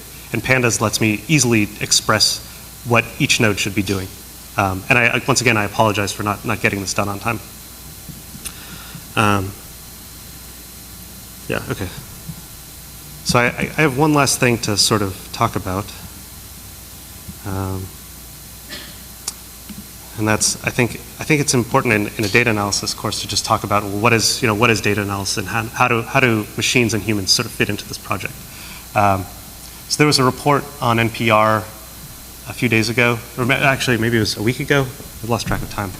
So this image was put in front of many neuroscientists that look at brain scans all the time. Does anybody see any? I mean, is anybody in here a neuroscientist or a neurobiologist or look at brain scans a lot? Okay, well that's okay. Does anybody see anything wrong with this image? Just raise your hand if you do. So, 4 people. That's it, 4 people. So 83% of neuroscientists did not see, oopsie. Does that make it a little bit better? Now do you see it? Do you see the gorilla? Right up there? So there's a gorilla, right? So we have this problem a lot. We become so myopic in what we're doing that we can't physically get out of what we're doing. We'll always miss data like this. And these are, think about all the tumors that a neuroscientist is trained to look at and how many they miss, or how many they misdiagnose. It's a really hard problem to solve, and this is, I think, where machines can fit in, right? A machine will hopefully, or a correct algorithm will detect that there is this random gorilla there, or hopefully we can train a machine to figure out that there's a gorilla there. Whereas we won't see it, even though it's right in front of our eyes. We can't get out of ourselves to see the world around us sometimes. But there's also inherent problems with just offloading all your data analysis into the algorithms that we develop. So Google does a lot of trend statistics that they make popular. One of them is Google Flu. So they essentially do a bunch of data mining on what people are searching for, and then predict the flu outbreak. The reports are significantly faster than the CDC about how bad or what the flu epidemic will be like. because people, as soon as they get sick or they think they get sick, they immediately start typing, start searching on Google, how do I recover from this? Is it better to feed a fever and starve a cold, or the opposite? People want to get answers as quickly as possible, and their doctors don't respond, and Google is instant. Whereas the CDC can only report data from doctors. They have to wait for people to come into the office, are properly diagnosed with the flu, and that data is eventually reported back to the CDC. So you'd think that would be great, but Google got it terribly wrong this year. There was a lot of media around the flu epidemic. Does everybody remember that we were going to have a shortage of vaccines? So Google predicted almost twice the level of flu outbreak that existed, or that did not exist in this case. And people went to Google and said, what's going on? And they had nothing to reply back with. They said no comment. A lot of people think that this was the result of a frenzied feedback mechanism. Essentially, everybody was told that there was going to be a pandemic or an epidemic, and they searched like crazy. Luckily, there's nothing about being frenzied enables or disables you from contracting the flu. But the searching reflected that kind of frenzied behavior. So I think it's when you go home to do your analysis, it's good to find this balance between where do humans fit in and where do our algorithms fit in. So invisible gorillas will always stay invisible to us, and that just applying a baked algorithm, turnkey analytics, it's really dangerous, especially if it can just lead you astray and think that it can lead you to places that are not accurately reflecting what's happening on the ground. So good analysis, I think, requires iterative exploration. We need tools to quickly jump into the data, look at it in a lot of different ways, jump back out, and then share it with as many people as possible. Because we need a lot of collaboration, we need a lot of eyes looking at the same kinds of data. Building tools to let you do those easily is kind of, I think, what the next few years are going to be like. I think that's it. Does anybody have any questions? Yeah. I was just wondering if you knew when the subjects would be available. I will make the PDFs as soon as I sit down. And they're already there. They're giving you those keynotes. I apologize for that. They'll be PDFs as soon as I sit down. Travis, did you want to? No, that's good. Any questions? I mean, we were, in the preliminary, we were some talk. We are working on some tools to take NumPy beyond the single node. Like right now, all we can show beyond a single node is Disco and Hadoop, which are kind of MapReduce style questions. There's a lot more we can do in the Python space, and that's really what the Project Blaze is about. It's still a work in progress, and certainly not at the level of some of the tools we're showing today. So it's just, if you're interested in that project, and talk with us, it's in development right now. It's about taking an NumPy array and hooking it to multiple data segments. NumPy array is a decorated pointer. The Blaze array is a decorated list of pointers. And those pointers exist in a global address space. So that's the idea. And then you want to have all the calculations available for it as well. So it works. You want that to be a shared concept so that as many libraries exist for NumPy, exist for that new data structure as well. And build a whole ecosystem around it. That's the Blaze project and what we're trying to pursue. All right, well, that's it. Thanks for coming. So if anybody wants to play with those EC2 nodes, I'm going to stick around for an hour and you can play around if you want to. Sorry that I wasn't piece of it. Hopefully people were able to get on and play with it.